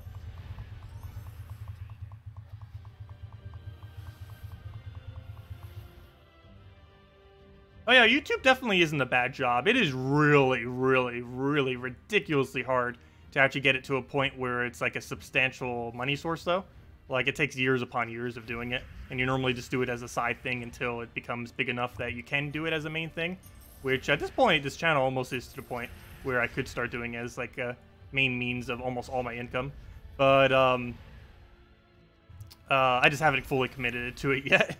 It's because I don't want to put all my eggs in one basket, but, you know, probably should start working on it a little bit more, because it could potentially become my main means of income, or my only means. It actually is currently my main means of income now, but it's not my only one currently. But it could start making it to the point where it kind of is. But yeah, YouTube's kind of nice. It has really flexible hours, since you could set it to pretty much anything. It's, as much as people say it's not that reliable, it is pretty reliable, given that you could go from, since we don't have universal basic income or anything yet, you basically have no income if you end up getting fired from your job, whereas it's basically impossible to ever get fired from YouTube, unless you do something ridiculously controversial that ends up making it so you don't get ad revenue anymore. But even then, you could still get donation money and stuff like that. So you always are making something from YouTube, even in like the worst case scenarios. So it's not like jobs when you get like fired from it and it's like, oh no, you make absolutely zero for like months on end. That never actually happens ever with YouTube, which is kind of convenient, even though it's normally less money overall, at least initially. But it's a lot more flexible with pretty much everything. The other bad side to it is it doesn't have any benefits as well, since you have to pay out of pocket. Like, even tax season this year, I had to pay some money in because I didn't have any health insurance, and they still have that mandate. I think this was the last year for that mandate, the mandatory mandate for health insurance thing. But, yeah, I haven't had health insurance for like 2-3 years now. I just pay out of pocket for everything I need. Comes out cheaper than actually buying health insurance. Even with the penalty for not having health insurance, it's still cheaper not having health insurance. Also, I'm not paying attention, and we just lost our key. Should still be able to win with egg, but for the sake of time, I'm just going to retreat from that. Fail. Let's see. Okay, we'll go get a gold down there. Grab a green to purple. He'll take a bunch of blue. He'll take skull. Grab, what do we even have here? We'll take purple for now. Grab her into a red surge. Okay, we'll just take that for now into a green. Hopefully an extra turn, but it doesn't look like he's going to give it to us. Yes, he does. Good. Just grab that. Take a destroy. Why don't I run more ads? I already feel like I'm trying to run too many ads. But, I don't know. I don't want to run too many ads. Plus, people use ad block. But, I don't know. I feel like the current amount of ads I'm running is perfectly fine. It's not too much and it's not too little. Technically, I can actually run ads during streams. For example, let me know if an ad plays right now.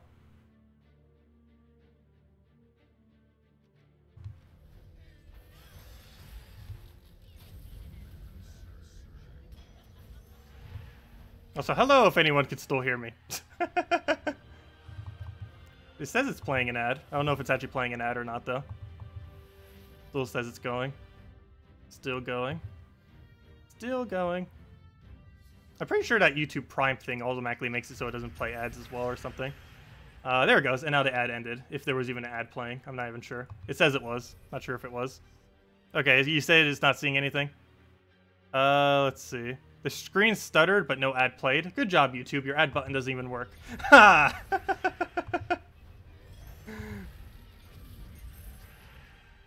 No ad blocker. That's funny. That's weird. Yeah, apparently YouTube's ad thing doesn't work. It's easy to put them in after the fact, but apparently the stream version doesn't work. It's not that big a deal, though. Like, if an ad would have played there, with how many viewers we currently have, it would only made, like, 10 cents. Wouldn't have really mattered much. But, of course, it adds up over time. Let's see. We'll go and, throw... Okay, that's not good. Already got a double kill on us. Oh, you got the ad. Nice. See, some people got it. Oh, no, it doesn't add it to the saved version. I know that for sure, because I've tested that in the past. You have to manually put them into the saved version.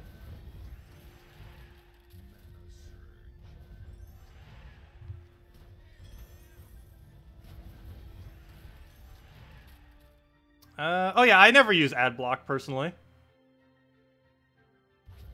Because I know what it's like to have a bunch of people using ad block on you and not getting as much money.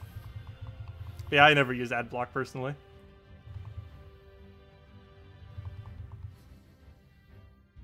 Well, about the way that ads basically work is about every 1,000 views is anywhere from $1 to $4 approximately is what it comes down to. The range of that depends on a lot of factors. It depends on watch time, how many ads are in the video, how long they watch the ads, if they click on the ad, and stuff like that. But yeah, so if there's currently 78 people watching and it only plays during the stream, that is very, very minuscule amount of money if an ad plays. Like, extremely small, especially since most people wouldn't bother clicking on it since they're watching the stream and not bothering with the ad, most likely.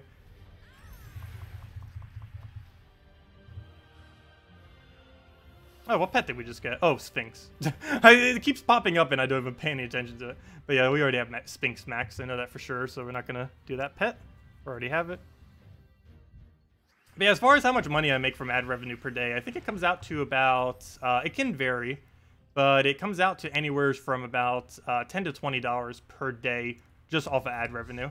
I make money from other things too, but just ad revenue alone comes out to about $10 to $20 per day. And that could be even higher if a video goes pretty nice. Like, for example, the other day when we got like 2,000 views on that one, ended up being quite a bit higher. I forget exactly because it didn't process yet. But that tends to be about the average. Let's see. Take a skull for now. Grab a skull right there. Let's get that killed. Get a green there. You have to keep in mind, all the other videos get ads too. So even if it looks like, if you just track like the most recent few videos and you see, oh, they only have like a few thousand, I'm getting way, way more views than that. That's because all the older videos technically are always constantly gaining views as well. Particularly the more guide-like related videos that just basically keep doing views over time. Because there's short-term videos and long-term videos. Short-term ones are more like, for example, this stream, where people would only watch it during the stream and maybe like the day or two after. Whereas long-term videos are like the more intense guides that go over everything that could last for anywhere from weeks to months to possibly even years, as some of them do, as far as their viewership. Like something like this stream, obviously someone in like 2 months from now most likely would not be watching it. Most likely.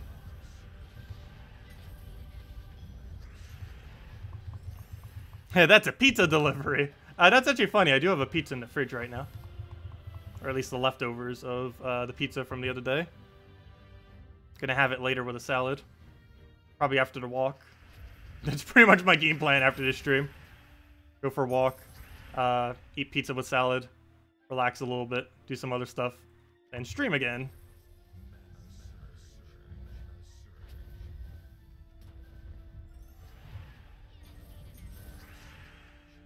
Let's see. It makes it feel like you have a TV whenever ads play. I guess that's one way of looking at it. I don't know. I don't mind cold pizza. And there's such a thing as microwaves. But no, I don't mind cold pizza.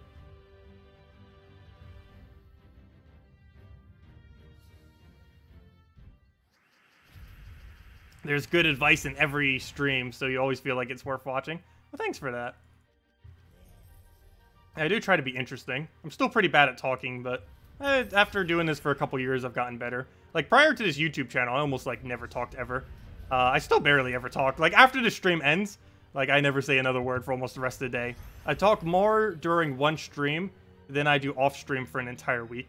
At least currently. It's just because I don't really socialize much or anything like that.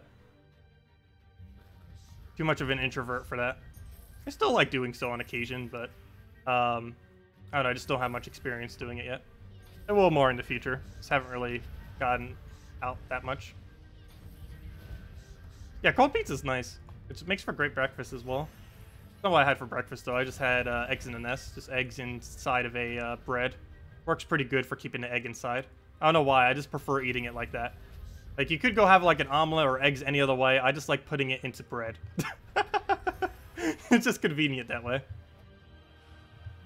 Oh, we gained a level. I did say once we gained a hero level, I would give out a code. And it is a hero level, or class level, I mean. Let's see. Let's go give out that code. Also, that reminds me, I need to go ask for more codes on Monday or Sunday.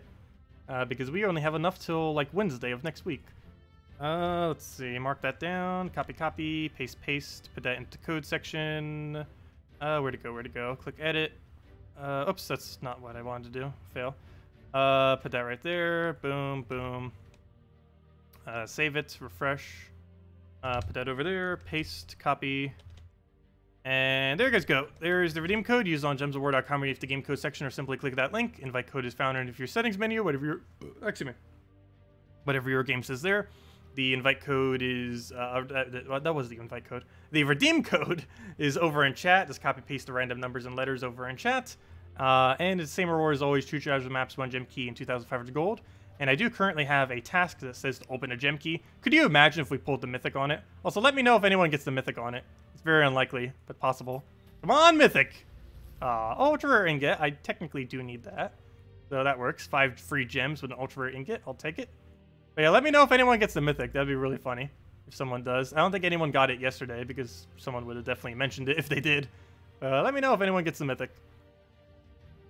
I believe the codes have about 300 redeems, so that's about 300 gem keys going out.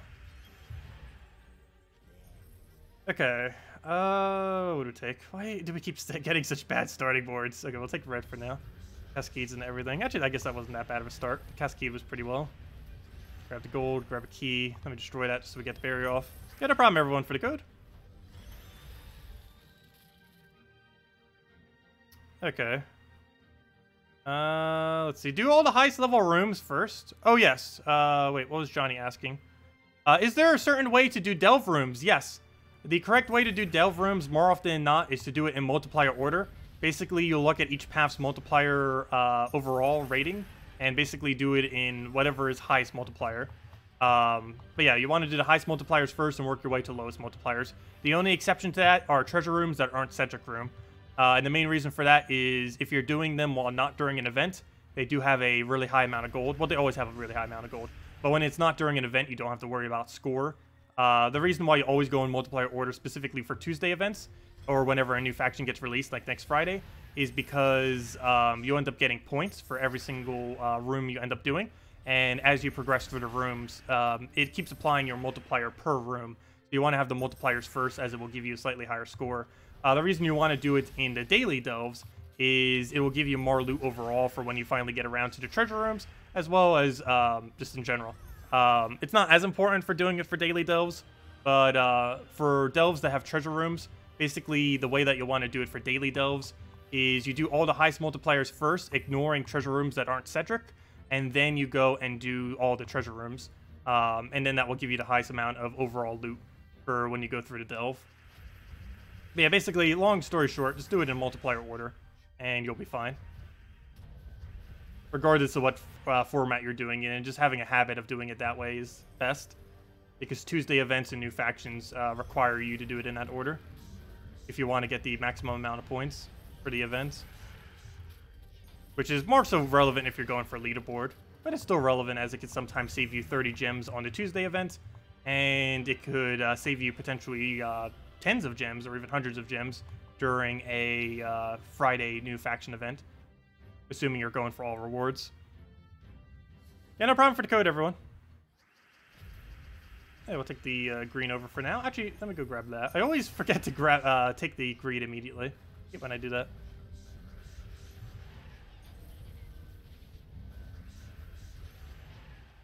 Yeah, there isn't much of a benefit doing it on daily delves, but it's much more important doing it for a pure faction.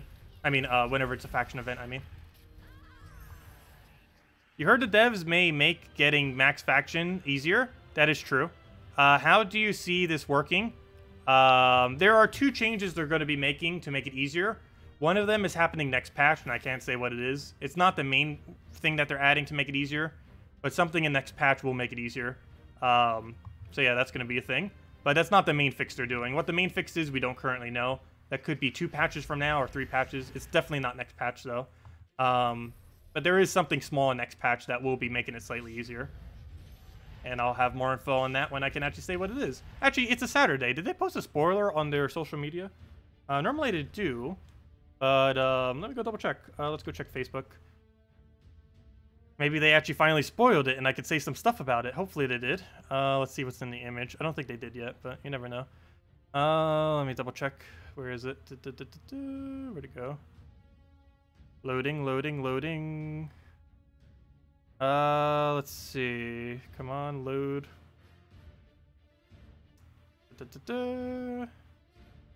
Okay, do they have a post? Come on, Facebook, load already. There we go. Come on. Okay, nope, the most recent notification thingy is Tina. So they have not posted a spoiler yet for the Saturday thingy. They'll probably do that later today. But yeah, hopefully they'll show it soon. So I can actually say at least something about it.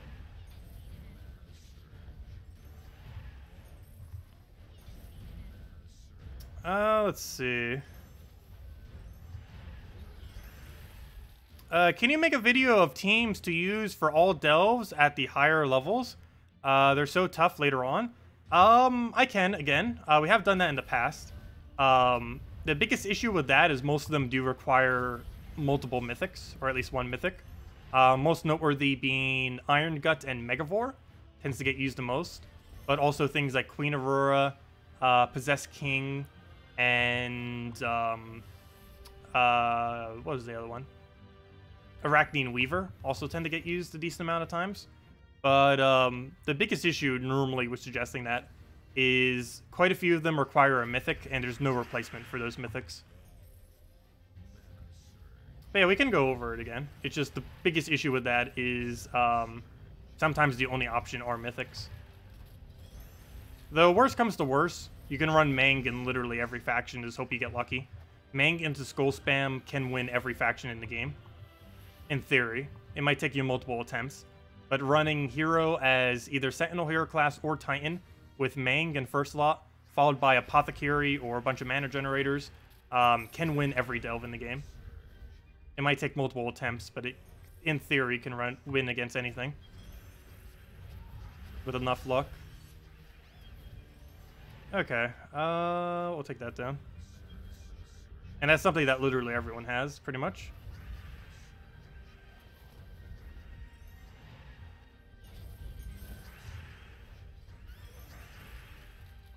Okay, we'll go for Destroy. Oh yeah, that's annoying if you're missing Megavore. Megavore, actually, I don't personally use Megavore too much these days. It's still really good though, obviously, particularly for delves, because it could do like hundreds upon hundreds of damage per cast, since it gets rid of all armor on the opposing team. True damage can also wipe out trips pretty easily, and of course the other big benefit it has is 8% instant kill. And while that's a pretty low percent, you get it every extra turn you take, and it does stack with itself if you're using 2 of them. You would never use more than 2 though.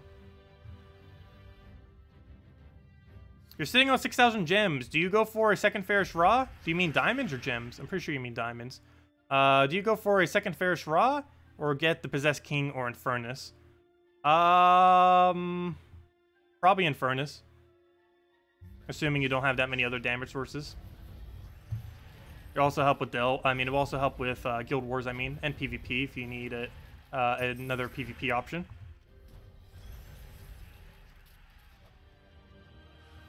You'd probably want to go for High King Iron Gut before you ever go for Possessed King as well, if you don't have him yet.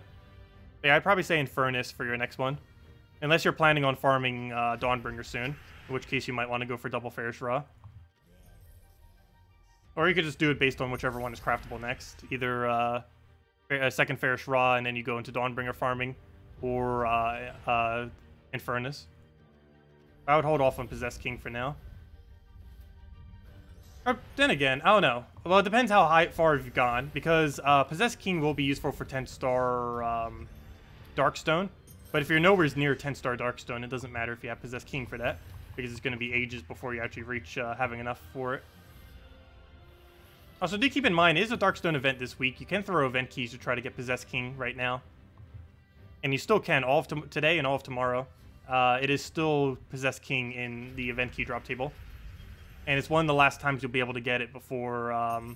actually, it might be literally the last time you can get it prior to 10-star Darkstone.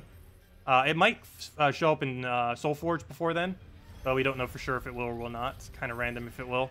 But, yeah, Darkstone will be 10-starable by the end of this month. And right now might be the last time to get him prior to that, unless he just randomly comes in Soulforge soon. He should be in Soulforge in about another month or two, though, so it won't be too much later. But this is probably the last time prior to 10-star Darkstone that you can get him. And he is required for 10-star Darkstone. Which is relevant because it's +1 magic. First +1 magic kingdom in the game. Or, I should say, first 10-star magic kingdom in the game. Obviously, there's plenty of +1s and +2 magic kingdoms. But it's the first +3 magic kingdom.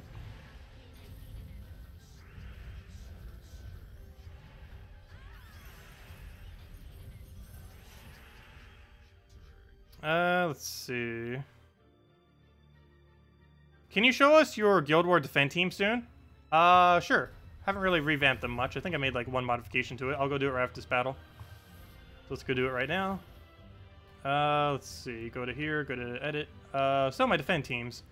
So the current defend teams I use for Guild Wars are as follows. Defend red. I use a version of 4x dwarves. I used Lord King Iron Gut. He has a triple damage against reds. I'm using Trickster Shot, which is one of those old event weapons, but it helps to cover every color in this team.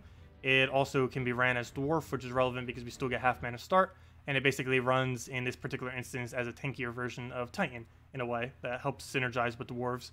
We also end up getting extra life and attack to all Dwarves. Every single time we end up getting that. Unfortunately, it doesn't do attack, or I mean, it doesn't do magic or armor. Magic or armor would actually be pretty convenient. This one does triple damage, just like Lord King Iron Gut, but it's based on if she has higher armor than the enemy. So that could potentially one-shot, same as the other one. And other than that, we have King Highforge, which gives all these dwarves 50% mana, which is literally the entire team. He also summons more dwarves, and he has a double hit. Ends up working out okay, though it tends to get countered pretty easily if they have barrier. But one nice benefit of that is you can set Dwarf to Dispel, which gets rid of barrier. Oops, I currently have it at Stone Mastery. Oh no, you know what? I should probably set that to Dispel. I don't have it on Stone Mastery currently. I think I was using it for something else. But if we're using it for Guild War Defend, it should actually be set to Dispel. It is better than having the extra brown. Yeah, we'll do it like that. Anyways, that's what I use for Defend Red. For Defend Green, I use this currently. Basically anything centered around Gimlet tends to be pretty good. Gimlet into Dragon's Eye with any other 2 troops. Currently I'm using it with this. It transforms all green to brown, which is good because it denies all green on a green day. We have Kraken for Devour Chance and just for some extra damage. We have Eye because we get transforms and it's very annoying. We have it set to Frost Mage because it gets first turn freeze and it has the chance to keep freezing over and over again. Also gets some extra mana for everything. And we have Megavore for the % chance that it will just instantly kill and gets to tear all of their armor and do some decent damage, which then allows Kraken to clean them up pretty easily. Defend Blue, we currently just run standard 4x Giants, Yarrowfire Giant, Dawnbringer, Hindla. Not the greatest of teams, but it does have the highest amount of stats and the highest base HP of any game, of any team in the game, having over 100 HP on everything, at least this late in the game anyways, with all max stats. So, yeah, it has ridiculously high stats. Highest HP you're ever going to see currently. The only thing that's ever going to be higher is if they ever add a Stormheim Giant Delve. That's the only thing that will ever be higher than this team. But, yeah, still ridiculously high. And you basically just run this with Dawnbringer to protect them. Hindla keeps gaining more and more magic and HP for them so they don't die. Everything on this team gains HP per turn. Everything's gaining at least 3 HP. Some are gaining 4. per extra turn because she does 2 life to all of them. Plus, some of them have huge, which gives an additional 2 to that for 4 HP. And some have big, which gives additional 1 for 3 HP. So they gain a lot of HP, not to mention high starting HP. So really good against if they try running true damage and stuff too. I don't think too many people are bothering to run true damage in Delves. For yellow, I just run standard Divine, Divine Protector, and Furnace, Ubestead, Divine Spala. This used to be way better before it got nerfed. It's still pretty decent. Haven't bothered switching it yet. Still works fine. The Fen Brown, I run standard Yagway team, which is Flameifer, though you could use Gorgolfa there instead if you don't own it. Yagway, Tapon, and Queen Titania. And basically it just converts out brown, similar to that of Gimlet, except this one converts out brown instead of green. So it denies the mana immediately. And it just gets Yagway, Queen Titania running, so it just kills everything. And to Fan Purple, I run a just standard Goblin team. Nobbin Brothers, Princess Fizzbang, Queen Grapplepot, and Siren. Siren's not a Goblin, but it gets the team rolling by simply getting a bunch of mana immediately. I'm still not sure if Leprechaun's actually better here. I'm still using Siren for it, but either Siren or Leprechaun, whichever one you feel like works better there. I still use Siren for it, though, personally. But either or. They both basically do the same thing, just in a slightly different way. But yeah, that's everything that we're currently using for all of our defense for Guild Wars. So Guild Wars isn't for another 2 weeks. Not next week, but the following week. Until it comes back again. Feels weird only having it once every month. Anyways, let's not take out an I team. Let's go and head into this. Let's see. Yeah, we'll go back to Key Team. I think I'm almost done using Tina for now. We've had our fun with Tina. No more Tina for now. We might throw it down a few more times later, though.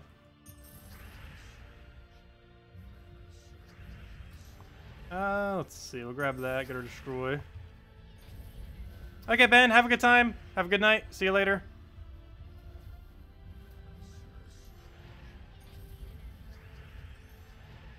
Okay, throw a key down. Get another destroy. Get another key. And there we go. Unless they fix the Guild War bug, it is quite pointless, though. What's the Guild War bug? Which Guild War bug are we referring to? I know there were some in the past. I wasn't sure that there's any now, other than the fact that it keeps going through the same cycle every single time. Well, what? Did someone finally find an exploit in the point system? It's one of the reasons why they always kept it hidden, like what the scoring system is for the Guild Wars. But the problem in doing that is they made it overly complicated. Scoring system that's associated with it. See ya, Starlight. You can't go into any specific, unfortunately, but there is an exploit, of course. I feel like there's always a pretty big exploit for pretty much everything. It only affects bracket 1. Yeah, because probably almost every guild up there probably knows it. Do you think that there is a chance... Oh, do you mean like the people using the easy teams? Or was there another one found? Because I know there was an issue in the past where people used to just set like ridiculously easy teams for each other. So that they could easily gain like max score pretty much every single time. Let's see. Do you think that there is a chance that there will ever be Gems of War 2? Yes. Because they would make it more multiplayer based rather than single player based. That's probably not happening anytime soon though. They would make Puzzle Quest 3 before they ever made Gems of War 2. But yeah, if they were to ever make a second Gems of War, it probably wouldn't be called Gems of War 2. They'd probably call it something else. But they'd most likely be focused more on multiplayer than on single player. And they would still probably keep running Gems of War, but they would run it more as a single-player service and the other one more as a multiplayer service. Focus specifically on multiplayer. Or at least more so than what Gems of War is.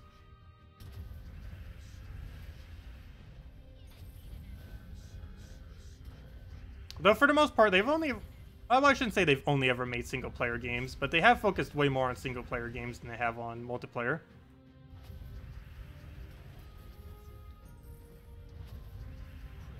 Okay, how is this thing just destroying us with constant barrier? There we go, finally.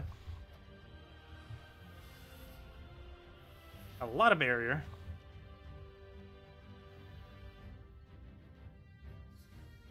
What is more worth? Make good PvP defense team, or just 4 times firebomb, for more often revenge. It's better to have a weak defend team for PvP. For Guild Wars, you want to set it as strong as possible, but for PvP, you want to set it as weak as possible.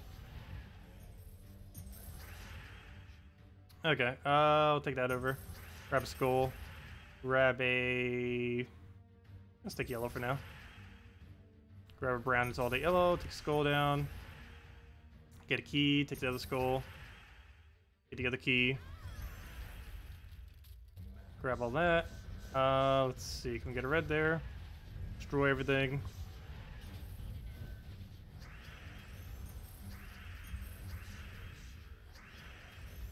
Let's see, are you ever going to end your turn? There we go. Well, we'll take some green here, start casting X Thief spam. Hopefully that doesn't kill us, good. We should be fine. I actually should have taken that skull. Oh well. Take it down again so we get all of our browns. Throw it down. Hopefully it doesn't keep getting summons. So that will allow us to get more kills, but I need to actually kill him out before he kills us with Quillin. You thought they fixed the Firebomb defend team? Yes and no. It's less likely that if people are using the exact same team, for example, 4 times Firebomb, that'll appear. But it still happens. Like, you can find a Firebomb team and then, like, the very next battle still find a Firebomb team. That has already happened literally on this stream. It's just less likely that it occurs. So making it slightly variant would work. Like putting one other troop onto the team that's really weak. Notice recently some people are putting Sacred Cow on there, or Sacrificial Cow, whatever it's called. Which basically means the Firebombs will destroy, get all the mana for the Sacred Cow, and it destroys itself out. But it's a different team, so it shows more often, or it'll show at a different variation than that of 4 times Firebomb. So people who are specifically using that might come up a little bit more often. But no, even though they slightly did a fix for it, it's still possible to find Firebomb team, then another Firebomb team, and then another Firebomb team. It's just less likely that it occurs due to how they fixed matchmaking to try to prevent people from constantly keep getting the same battle over and over again. So whenever something is meta, or whenever people are trying to exploit it by using super ultra same weak teams, it won't come up as often, but they still come up pretty often. But yes, they did try to fix it. It just didn't completely fix it. As you can see, there's what I was just mentioning, the Festival Cow with 3 times Firebomb. And when people start using more variation teams like this, 4 times Firebomb also comes up as much, or more often as well. Because if less people are using 4 times Firebomb, then it's less common and will start coming up a bit more often. Yeah, there's a lot of different ways that you can move around it. Other people just put in like one random treasure. There's a lot of different ways of doing it. Depends which way you want to go about it. But yeah, more often than not, you shouldn't exactly use 4 times Firebomb. You should put at least like 1 or 2 other troops in there. But some people still run 4 times Firebomb. Like if we repick casual PvP like 10 times, I'm pretty sure we'd find it. It just doesn't happen as often. As you can see by the fact we haven't found it yet. But it does still happen. Huh. They're all gone for now. What happened with all the firebombs? They're still around. Really did not want to show today, though. We're doing pretty good for them in PvP. I don't know why casual PvP is not wanting to give it to us. There is a different drop table for casual PvP and normal PvP, though. Up there's someone running 4 times Sacred Treasure. There's Firebomb. Even 4 times Firebomb at that. But it still happens, just a lot less often than it used to.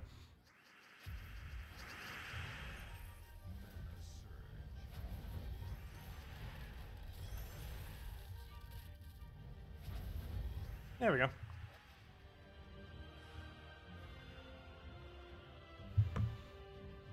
Let's see. You've seen Lust teams with Firebomb fake out? Oh yeah, those are annoying as well.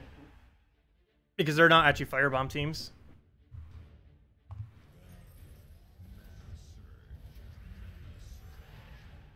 Normally they only run 1 Firebomb though. So it's very rarely that they actually fake it out.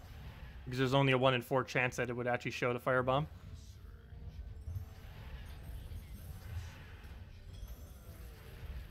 Alright, we'll destroy that out, get another key. It's like Firebomb, oh no, Lust! Yeah, that could definitely be pretty bad when that happens. That is for sure. Lust isn't even that good. All you have to do is just put a stun on it. The problem is most teams don't run with stun. And a lot of the teams that it gets ran with just do infinite summon. But you have to be really careful with it. But really all you have to do is stun it and you win. That's it. But most teams don't run stun. Same reason why 50% Bandit was so annoying. But the other reason why 50% Bandit was so annoying is you couldn't single target stun it either. Because most bandits ran with stealthy as well. Because they ran on the same tree. Oh, no, they don't. Never mind. I forgot. They're different trees. But still, quite a few trees that had the bandit. I think 2 of them also had stealthy. Okay. What do we take here? We'll grab a purple, try for the red. Take it right there. Or should take in the blue, actually. Oh, actually, never mind. We don't need blue. We'll throw a key down. Whoa, that did a lot of damage. That's not enough to kill, though, is it? I'll take a skull for now and then throw a key. No extra turn, unfortunately. That'll probably kill first slot and second slot. Yep. Okay. I'll throw a key down. Oh, no. I don't have Egg Thief anymore. That's bad. I could actually lose now. Oh, no. Now we could really lose. What do we do about that? There's no way I could possibly deny every blue on this board. In a way that he can't get skull. Because he's going to get an extra turn down there and I can't stop it. And if I take this skull, he's going to get another extra turn. Wow, we just died. We lost. Take that. Okay, good. He did not go for convert. I still can't stop his convert, though. He'll get double skull out of it, which will kill our hero. Okay, good. He keeps exploding instead of converting. Still doesn't fix our problem, though. I guess I'll take a blue for now. So he doesn't get it. He'll still get 1 hit on us, though. Which is enough to kill our hero. Okay, now I just need to get lucky with skulls. And is that match? Yeah, that's match. There we go. Oh, sorry, Medieval. What was your last question? Do casual losses still count as wins? What do you mean? Oh, I know what you mean. Yes, casual losses still count as wins. So if you're ever wondering why your super ultra weak team ended up getting a win, it is because they fought you in casual. Like, for example, if we fight this level 72, we will obviously win in, like, 20 seconds or less. We're about that long, like 30 seconds or so. But, he will actually get a win for this battle that we're doing against him right now. Because we're doing it in casual PvP. I don't believe they have fixed that yet. I am almost 100% certain they haven't. Though I actually don't know definitively. But I'm pretty sure that it still counts as a win for the player we just faced. So he counts as a win, even though we just won and beat him. It's kind of weird. Yeah, let me go add that to the list of many, many things, because I'm pretty sure that's still a thing that's broken. It's hard to actually test for sure, but I'm sure it is. Oh. Okay. Let's see. Okay, we have that. What was the other one I wanted to mention? It was the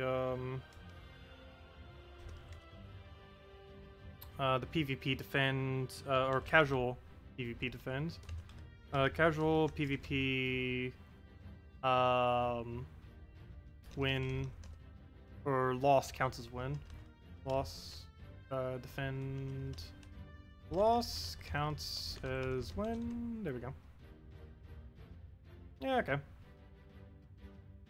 Have a list of like a dozen glitches now. Most of them have been around for a while as well. And haven't been fixed. The problem is there's normally so many that I keep forgetting what all of them are. And most people don't bother re-reporting it because they've already been reported in the past and then nothing was done. That or they end up forgetting about it because they're normally pretty small, more often than not. Like, that doesn't really affect anything, that casual wins count as losses. If anything, that actually helps the player because it counts as more loot, technically. Because I don't think you can get revenge battles for casuals. So the fact that they automatically win is actually pretty beneficial, oddly enough. The list? Well, I'm keeping the glitch list separate. Just to not publicly say some of them. Because some of them I haven't mentioned on stream. And some of them are only with the beta as well. But the other list, no, I have not organized that list yet. That's a whole different list, the one that you're referring to. I'm keeping 2 lists right now, one on glitches and one on people or requests that people were mentioning, as well as just in general.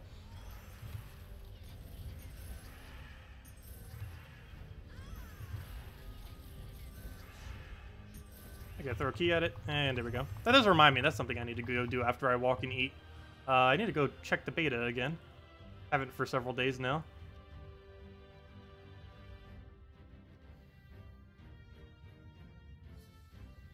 See you, Cynical. Have a good day. Have a good weekend. Catch you later. Let's see. You're leaving Tacet on for the empty house to listen to. Thank you for that. Okay. Let's see. Take the brown over. Grab a key down. I do have to say, that is oddly one thing that doing streaming is really effective on YouTube for. One thing that YouTube actually looks for is not just how many views you get per video and likes and everything like that, but one factor that it has been weighted a little bit more as of the last few years on YouTube is retention time, as in like how long a person actually watches a video for. And it's kind of funny with streams, because streams have obviously the highest retention time of pretty much any piece of content you could ever create on YouTube, since it's just constantly live and, you know, people just watch it. And normally it could go on for like hours compared to a video where people might not watch a few hour long video, but they would be a lot more willing to watch like a few hour long stream. So yeah, it's actually quite convenient in that regard, because that is one of the factors that YouTube actually looks to for like suggesting videos and stuff like that. Okay, what do we take here? Nah, we got a bother casting greed, we'll just let it die. I don't think that cast would have been enough for it to live, so might as well just let it go down. I go throw that down, need the key. Let me take that first. Get our gold again. Also, we should be really close to getting this event done, if I'm not mistaken. One of the reasons we even switched over to key was to speed it up just a little bit. Let's see, we'll go for key here. Grab that down. And after we do that, I guess we'll end by getting one more level on Death Knight. That's something I still probably want to do this weekend. Max it out. It is so close to getting max. I think it's like 2 hours away from max. Let's see. I'm not going to do that all this stream, though. It is getting pretty close. Okay, let me go backtrack if it'll ever load. I want to go see how close we are on the event. Probably take Tribute, too. Our Tribute should be ready. Anyone have a... Oh, there it is. We're done with PvP. Nice. How close are we? Oh, we even overshot it by a decent amount, which normally does happen when you do this event. More often than not, we actually like double overshot it, but I haven't been doing as much PvP lately. But there we go. Nice. Our gold stack didn't really get repaired that much, though, but a little bit better than before. Still want to try reaching at least like 16 million by this Friday if we can. Definitely at least 15 million if nothing else. But, well, yeah, I guess about 15 million, because I'm going to have to throw more gold on Monday. At least 1 to 2 million for the Twitch. Also, that reminds me. If anyone wants to join the guild, we still have 2 spots. I don't know why it's been so hard as of recently to try filling up. But, yeah, we still have 2 spots. If you can do 1 million gold, level 1000 plus, and you can participate in all guild-related events.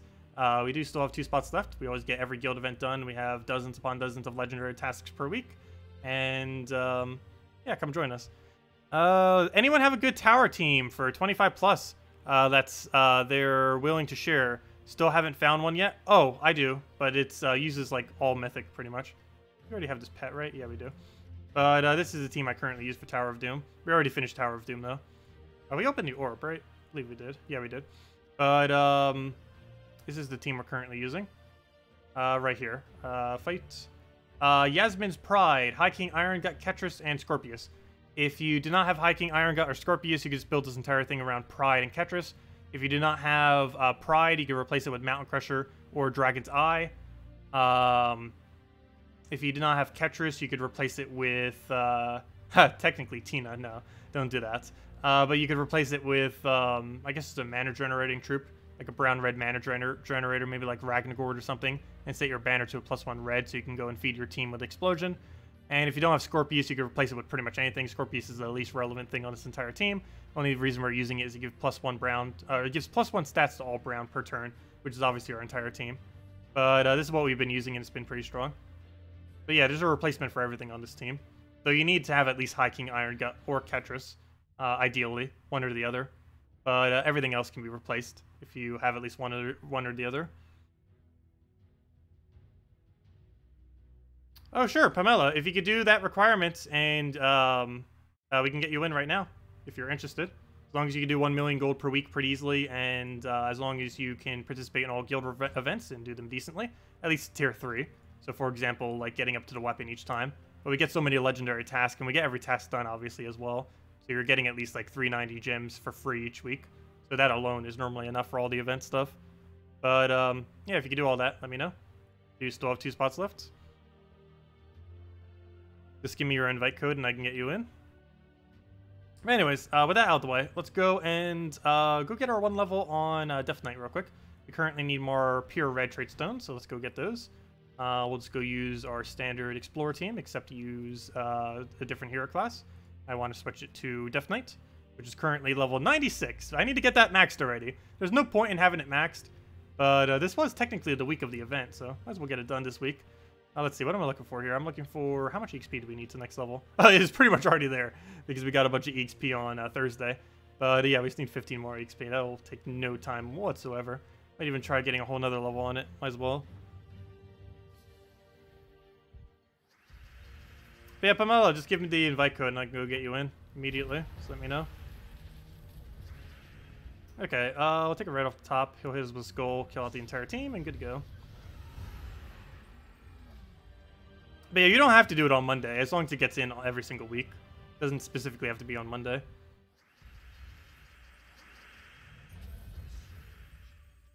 Oh yeah, Loot Wizard has been doing some pretty nice videos recently. I did notice his channel popping up. He's been doing videos every month. Definitely go check him out. Loot Wizard on YouTube. I believe it's one word, no spaces. He's been doing various videos going over Gems of War. Normally most of the stuff that we go over, but he has his own unique take of teams and stuff like that. So a little bit different variation. I think his most recent video was just a key opening over Tina. And going over a team with it. Let's see, we'll throw a split down. But yeah, it's nice to see more people doing videos for the game. Because very few people actually make content for the game. Like, very, very few people consistently. He's like pretty much one of the only other people now that's actually doing it pretty consistently. Like now he's doing it at least like multiple times a week, which is pretty cool. Not daily yet, but still pretty often. Okay, let me go get you in, Pamela. Let me go copy that. Copy, copy. And welcome to the guild.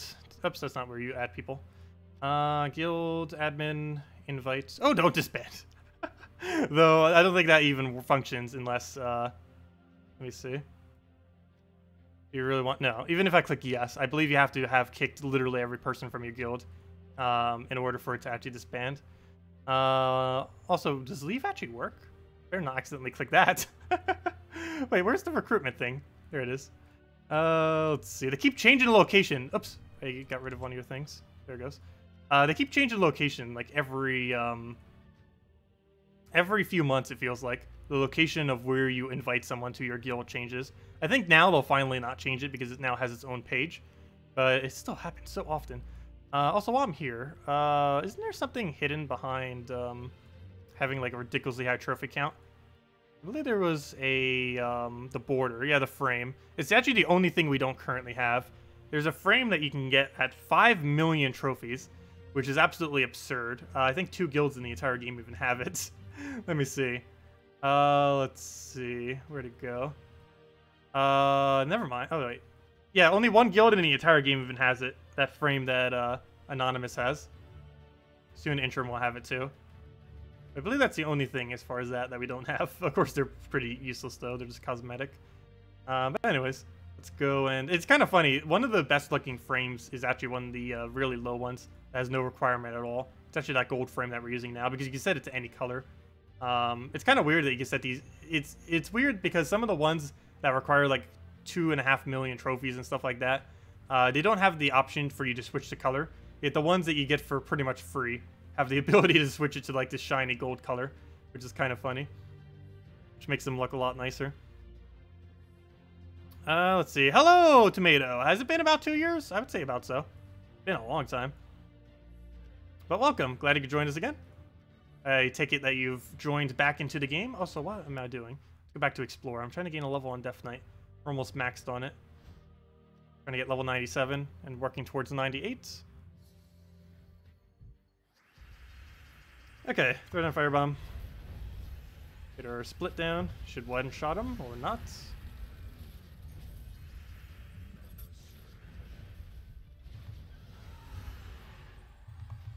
I believe there's a system automatically now these days that if a guild leader leaves, it'll automatically pick someone else to become guild leader. And if that doesn't happen, but it should happen automatically, but if it doesn't happen, all you have to do is contact support and they can get it situated within a few days, most likely, at a week tops. Yeah, no problem, Pamela. Welcome to the guild. And if anyone else still needs a guild, if you could do 1 million gold and you're level 1000 plus and you can participate in all guild related events, we do have 1 spot left, so let me know if you want to try filling that by next week if we can, just to get raids done a little bit easier. Definitely need to make sure we have a full guild for Guild Wars, that's for sure.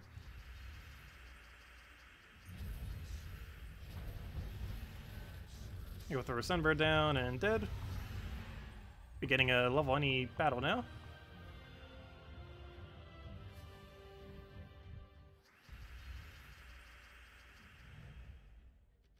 Yeah, Gems of War has definitely changed a lot from since then, that's for sure. We got a whole new visual interface in the game. We got a bunch of sigil systems, which is unfortunately like an energy system, but it's currently the gem sink for the game because no longer do we get kingdoms anymore. Instead of getting kingdoms, we now get delves.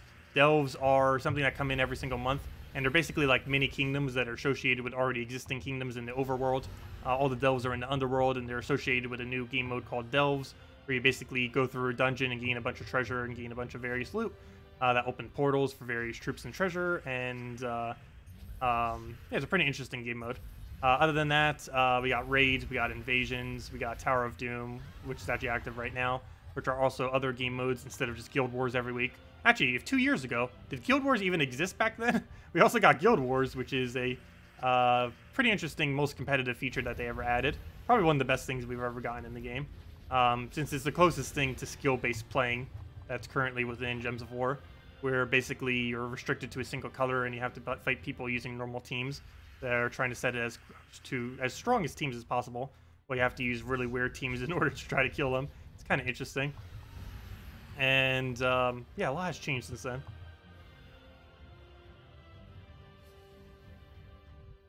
Yeah, you have to demote yourself if you want to leave. I don't think you actually can leave if you're the guild leader. You have to demote it, promote someone else, and then you can leave. Actually, I don't even think you'd have to promote someone else, because once there's no guild leader, I think everyone second in command are capable of promoting. There we go. We gained another level 97. 3 more to go, and this thing will be max. We're not doing all of that right now, obviously, though.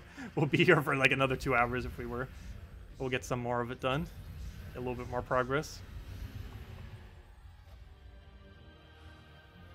But yeah, I guess I will finish this out this weekend. It's something I've been meaning to do for a while. It's been within like a few levels for like months now, and I haven't bothered getting the last few levels on it. So might as well do it now, because we're not getting an event for it anytime soon. We just got the event this week. We got it on Thursday. So it's going to be forever until we get another event. So class event. So might as well just get it done. And that'll be 1 more hero class less that we'll have to max. We still have several to go. I think we still, after Death Knight, have like 8 more to go or something. I'm not in any rush to get them done, but still need to get them done over time.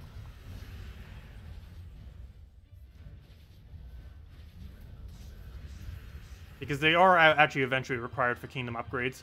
Every single kingdom way down the line, like probably a year from now, will require every single hero class to be level 100.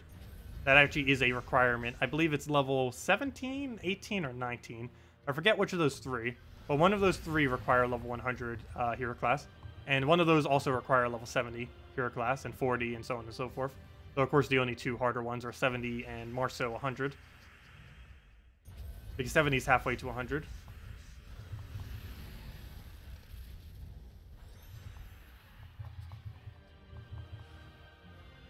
But we are far away from ever requiring that, so still got plenty of time.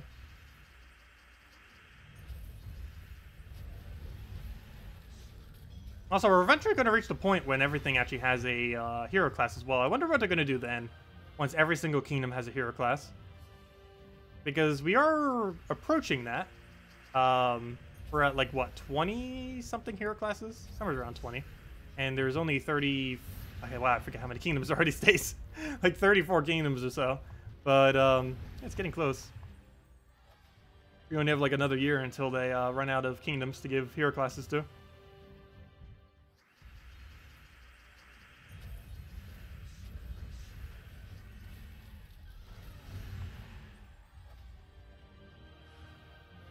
Also, have they still not posted a spoiler to their page yet? Doesn't look like they have. Let's see. Let me go refresh. Yeah, they still haven't posted Saturday spoiler. I thought they were going to do that. Normally they do that whenever a patch is right around the corner.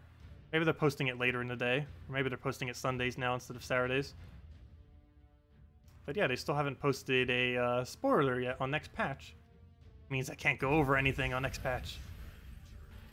We know pretty much everything with it, just that can't actually say it until they show it.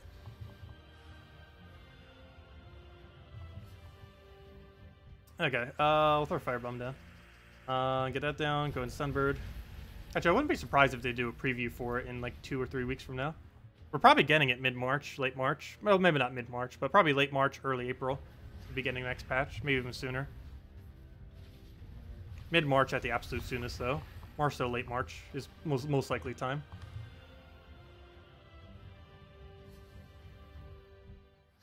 Okay, what did it take? Grab a yellow there.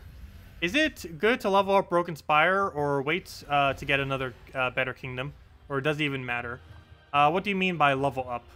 Do you mean like the normal level from level 1 to level 10? Or do you mean like the level as in the star level of the kingdom? As far as upgrading kingdoms, you generally want to get them to level 3 on all kingdoms, then do all the magic and attack kingdoms to level 10, and then just go and round to the rest of them and get them to level 10. If you're referring to star levels, you pretty much want to do them evenly up to about 3 stars. As far as rushing to 5 stars, you want to focus mainly on the ones that you have the most amount of troops for, and then go from there. Oh, the normal level, you want to get every single kingdom to about level 3 or 4. Then you want to focus Magic Kingdoms level 10, then attack to level 10, and everything else to level 10. As far as Magic Kingdoms, the ones that are magic are... you can check it on any of their page by going to the Kingdom page for the kingdom. But real quickly, all the Magic Kingdoms are... If it'll ever load... let's see... If it'll ever... Come on, game. There we go. All the Magic Kingdoms are Blighted Lands, Darkstone, Karkaroth, Zolkari, and Silverglade. Those are all 5 of the Magic Kingdoms in the game, and those are the main priority for getting them to level 10 first. And you'd want to do all the attack kingdoms and then go from there with HP and armor. But yeah, magic kingdoms first are really important because magic is the best stat in the game in most situations. Oops, that's not what I want to do. Back to Pride Lands. Need to go get more pure red. It's the only trace stone we don't have 300 or more of. And no problem, tomato. Hello, Motis. Welcome. I know the dreaded 5 HP. At least he doesn't have mana drain. That'd be very annoying if he did. Go for a skull here. Didn't get it. Just go for Sunbird then, and just kill it out with that, and we're good to go.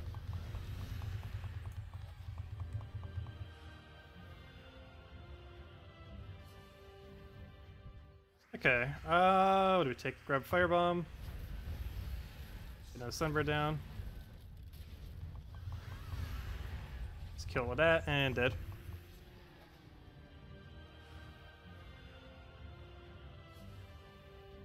What do we take here? Grab a green, get all that going, get a red, take an explosion. But yeah, we should be about an hour and a half from maxing this hero class if we were to just consistently do explore. We're not doing all of that right now though. But I don't know, should we go for another level? Might as well do that now. It might take another half an hour though. But we're getting close. That or we'll just save it for later. Again, not in any like direct rush for it. But if anyone else still has any other questions or anything you want me to go over, just let me know. This probably will wrap up the stream soon. And just mainly farming up Death Knight for the rest of the time, for while we're doing the rest of the stream. And we got Celestial, pretty nice. I do need the Arcanes a little bit more, but I think we're approaching 800 Celestials. Would be nice if we had 1,000 of them by the time Tradestone Sync comes into the game. We still have no clue what that's going to be. It's not coming next patch. But we're probably getting one in the pretty near future. I go throw explosion down, get Sunbird, get that down.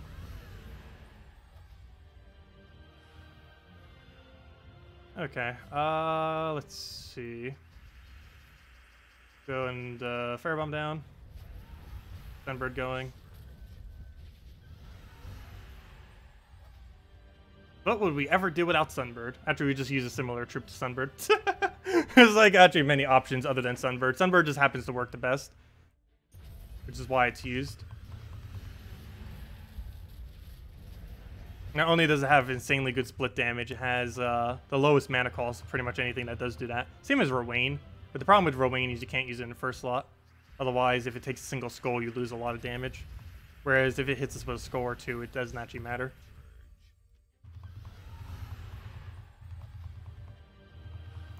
You should try Doom's Crossbow, Orc, Ogryn, and Elspeth for Explorer. It's quicker than Sunbird. The problem is, yes, you would get a quicker possible win, but it doesn't have a quicker win per hour, I don't believe, as far as overall win rate. Elspeths normally miss, or not normally miss, but they have a chance of missing, which results in no mana. But yeah, there are a lot of doomed weapons related things where you can just one-shot Doom weapon by using Elspeth into the troop that gives +5 to all stats. There's different variants for it, like the brown variant, the blue variant, or, you know, anything that has the weapon for it, you can currently use it for. But I think brown's actually the best since we have 2 brown events, so you can get slightly higher damage. But the 2 biggest issues with that is it doesn't always necessarily get to kill in one shot. And, well, I guess Sunbird doesn't always either. But the other bigger issue is Elspeth misses. While it is quicker when it does land, it can miss and give you no mana whatsoever. Whereas Firebomb gives you mana regardless of if it misses or not. Like right there is a miss, but we still get mana for it. Might not be full, but it's still enough to actually accumulate some. Whereas a missing Elspeth gives you no mana whatsoever. Which if you're trying to fill a doomed weapon which costs 9 mana, that's slightly consequential.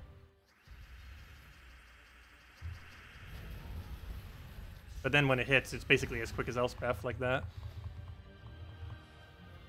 But yeah, Elspeth variants are fine to use for Explorer. I personally don't care for them as much, though, because they have less consistency. And from testing I've done in the past, though I haven't done it recently with like doomed weapons extensively for hours upon hours on end, but from testing I've done in the past, Elspeth teams are slower than Sunbird Firebomb. Not by much, but it is noticeably slower per hour, even though it has a quicker win. Like, Elspeth does have the quickest win in the game at about a 10-second win, if you get absolute optimal everything for the full cycle. But the problem is it doesn't consistently keep doing that. And it has much slower losses than it has relative to how quick its better wins are.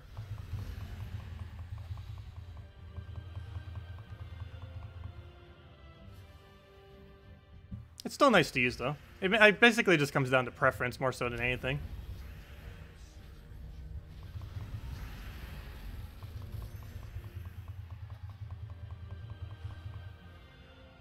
You're using Fire Ruby's staff in the Sunbird team.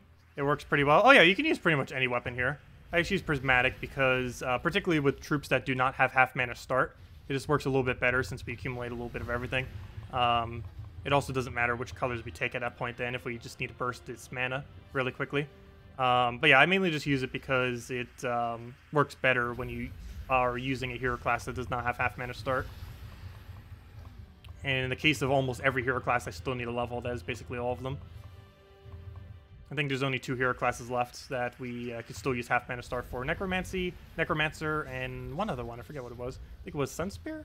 Does Sunspear have half mana start? I actually forget if it does. Someone mentioned earlier that it does. Why do I feel like it doesn't?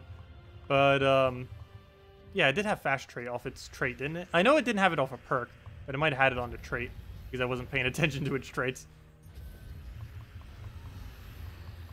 Yeah, we're starting to run out of half mana start hero classes.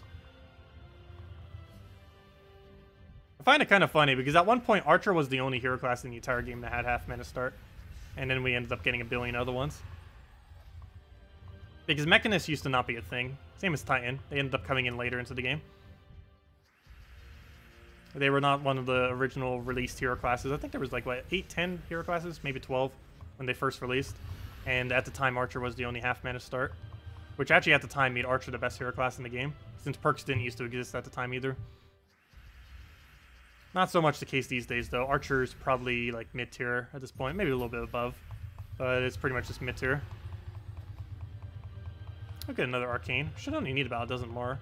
I need anywhere from, like, 12 to 18 more. We'll take a red. The Sunbird down. That should be wipe.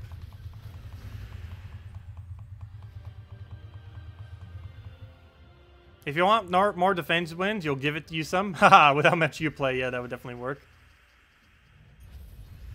That is for sure. Oh yeah, what are you focusing on these days, Tech9, if you're not actually focusing on leveling? Are you just doing a bunch of PvP now? Or what exactly are you doing? Are you trying to get 1 billion gold? There's only been one person, I believe, in the history of the game to ever get 1 billion gold. I actually completely forget his name now. It was 4 different letters. I forget what it was. He was like 2 years ago, 3 years ago. He used to play about 12 plus hours a day. Probably even a little bit more. And he got 1 billion gold before 4x speed even existed in the game as well. I'm pretty sure some people have gotten 1 billion gold by now. I haven't seen anyone else ever post a screenshot of it, though, other than him. A couple years ago. Back when it was ridiculously hard. Like, when he got 1 billion gold is basically the equivalent of getting 4 or 5 billion gold today. In the current state of the game. Or maybe not so much, because actually gold rates was a little bit higher then. But still, with 4x speed, at least 3 million at minimum is the equivalent of him doing 1 billion before.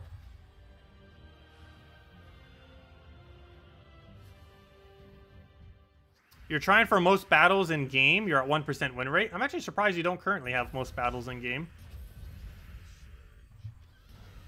But that's pretty funny. Wait, does that mean people have legitimately done that many battles? If you have to do that many losses just to get that many, that high of a win rate, that's pretty funny. It will take 500,000 battles. Who on earth has 500,000 battles? Actually, where did you check that info? Off of Gems of War database? Where does it actually show that? I'm actually curious what my total amount of wins are currently. Where's that info? I want to see what mine's currently at. I want to say 100,000. I don't know exactly everything that's tracking. How am I not signed in? Oh no. I forget what my username is. It doesn't autofill my username. It autofilled my password, but it didn't autofill my username. Okay, good. I guessed it first try. It's just Tacet. Oh, that works. Okay. Let's see. I am looking for... Actually, I don't know what I'm looking for. Let's see. Leaderboard... invasions. That should probably say the battles. Does someone seriously have 500,000 here? What are you looking at? Because total invasions on this screen shows that it is under 100,000. Highest person is at 91,865. And I'm currently at 1/3 of that, at 35,203. Top 50 is 46,079. I'm like 11,000 away from top 50. Though we are in top 100, at least on people of this list. But yeah, what list are you looking at that is 500,000?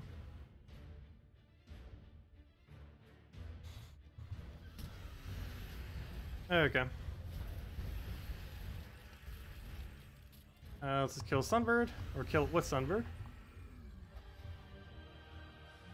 Yeah, we got another Celestial. I think, yeah, that should be at about 800 by now. I'm really curious exactly how they're going to implement the Tradestone sync. The only reason I'm really grinding Tradestones is because we still don't know how it's going to go down. And I'm trying to have a little bit of everything just in case. But I'm pretty sure I'll have way more than enough. Even if they add a Tradestone sync that syncs thousands upon thousands upon thousands of Tradestones, most people in endgame have pretty much that much of an excess that it shouldn't matter. Not to mention how many orange orbs are still in the game as well.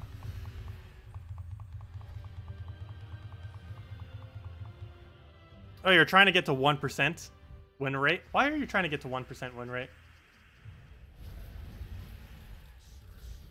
Hello, Medieval.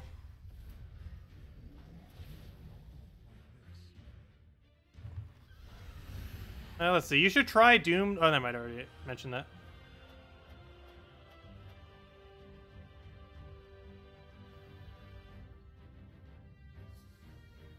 Mental problems. Well, it's an interesting goal to have set, if nothing else. As long as you're having fun with it. But anyways, guys, does anyone else have any other questions before we head out for now? Because I think we'll head out for now. We have about an hour and a half to go max this thing out. Probably more towards an hour and a half. Obviously not going to do that right now, but it's pretty close. We'll get it soon.